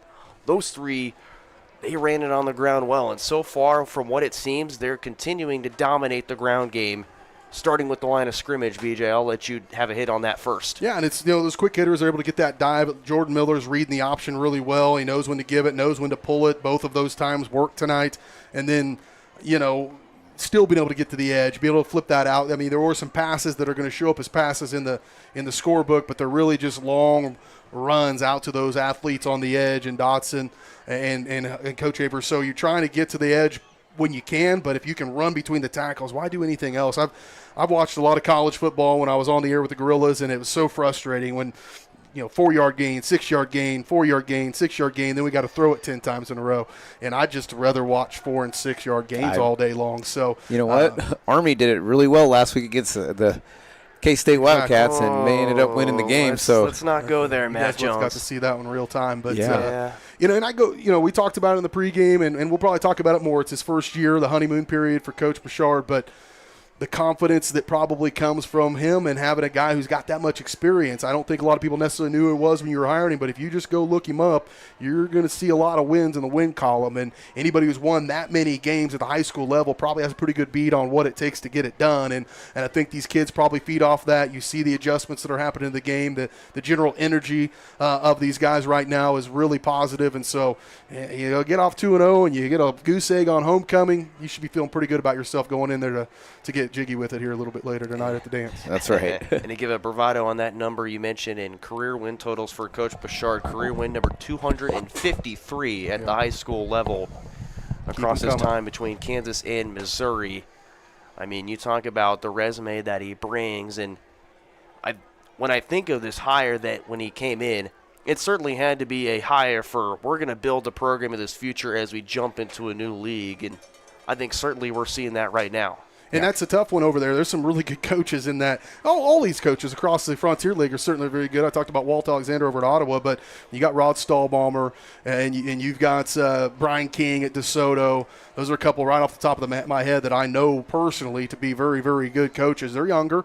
They're my age. So they're not that young. But, they're guys, and so you want to go into that conference. But there's still a lot of football to be played here in the Frontier League, and a Frontier League championship certainly is in grasp and something that I know is an early season goal for these guys. But just keep getting better, keep bringing on those youth, the seniors, a nice mix of inexperience and experience on this team, and lots to build on. So we'll take a quick commercial break. When we come back, we'll bring you some scores from around the area, and we'll take a look at what's coming up next here on your home of the Broncos, Spring Hill Sports Live. A win on homecoming for the Broncos, 35-0 the final here from Spring Hill High School. What are you doing? You're supposed to be working on your schoolwork. Oh, well, it's raining, so we don't have internet. Not anymore. I just signed us up for Go Brawley.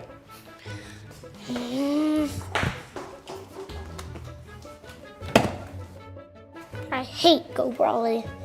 I miss satellite internet. Go Brawley. You'll love us, but your kids might not. Call us today at 913-837-46.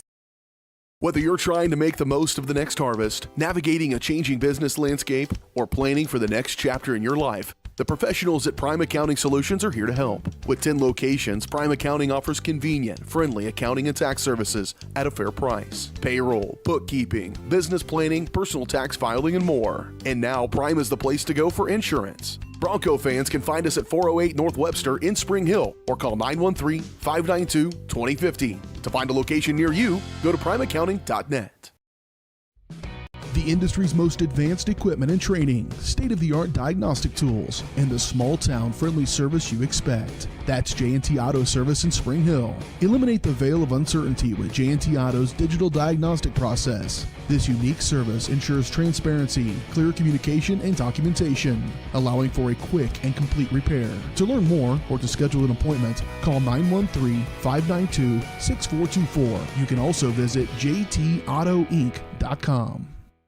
For more than 20 years, Gherkin Rental has been the place to go to get the job done in eastern Kansas and western Missouri. With a huge selection of quality equipment, from roll-offs to trailers, telehandlers to generators, power washers to popcorn makers. Experienced equipment professionals and clean, well-maintained tools to help you get the job done right the first time. Gherkin Rental. Stop by any of their 13 locations across the KC Metro or call 855-GHERKINS. That's 855-437-5367.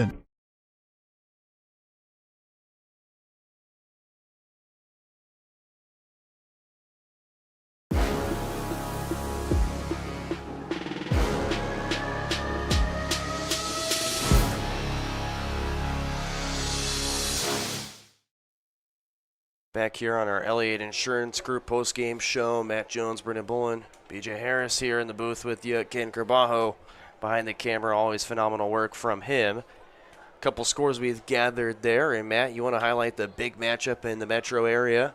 Well, the last I've seen is Mill Valley's up by 1 point over Lee Summit North, which is number 8 and 9 in the metro area per the 8-10 varsity pool. That's a big one. We've also seen that Eudora is up big over Bonner Springs. Lewisburg lost this evening. No, they're losing. Oh, they are losing. Okay, so there's still time to go in the fourth quarter there. 28-14. The Panthers are rolling right now, looking to go 2-0 on the season. Edora's up big on Bonner Springs, like you mentioned. It's 49-0 that game. Currently, right now, some other scores we have right now, although not of interest. At the end of the third quarter, last I checked, Blue Valley North 21, Shawnee Mission North 7. Piper was up on Baser 21-14, so the Bobcats in danger. The Pirates looking really good right now. Another big game in the metro area, BJ and I have talked about in our pregame show. St. Thomas Aquinas and St. James, they're all tied up at 21 right now in the fourth quarter. And Leavenworth and Lansing, a big matchup down there in Leavenworth County. Pioneers are up on the Lions 19-7. That one is the Chieftains, who we'll see next week. And speaking of the Cardinals, like we mentioned, take a look at the next matchup to come right here on the channel next Friday, taking on the Eudora Cardinals in Eudora. Our first road game coverage on Spring Hill Sports Live. Eudora's one team. They're always athletic. You know, they're going to have some playmakers, and they're always well coached. So first time on the road would be interesting for this team. I mean, they've certainly had a rough loss against Hayden. They've kind of bounced back. They've got their feet soaring right now against Bonner Springs, but now it's going to be a big matchup between the Broncos, as Broncos want to continue to roll right now. And for the Chieftains, as I see down in the press box, Dylan Funkton and Shredden wrapping up, and on the other side of the press box, they've got the 8 Mile Showdown against Baser Linwood coming up here next week. So that's always an exciting matchup to watch, and I know certainly it's going to be quite a matchup this year. I'm sure, you know, if pending the loss again for Baser Linwood, it could be quite a fun matchup, as one team's just got to get back in the win column next week. So it's always a fun matchup, and it certainly will be next week.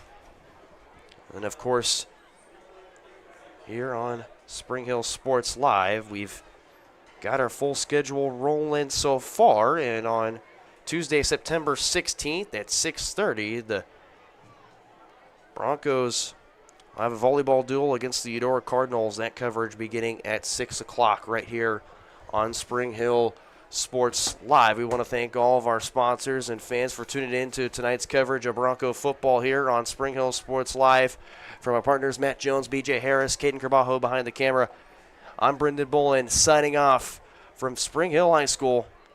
Go Broncos. Have a nice night, folks. Enjoy homecoming.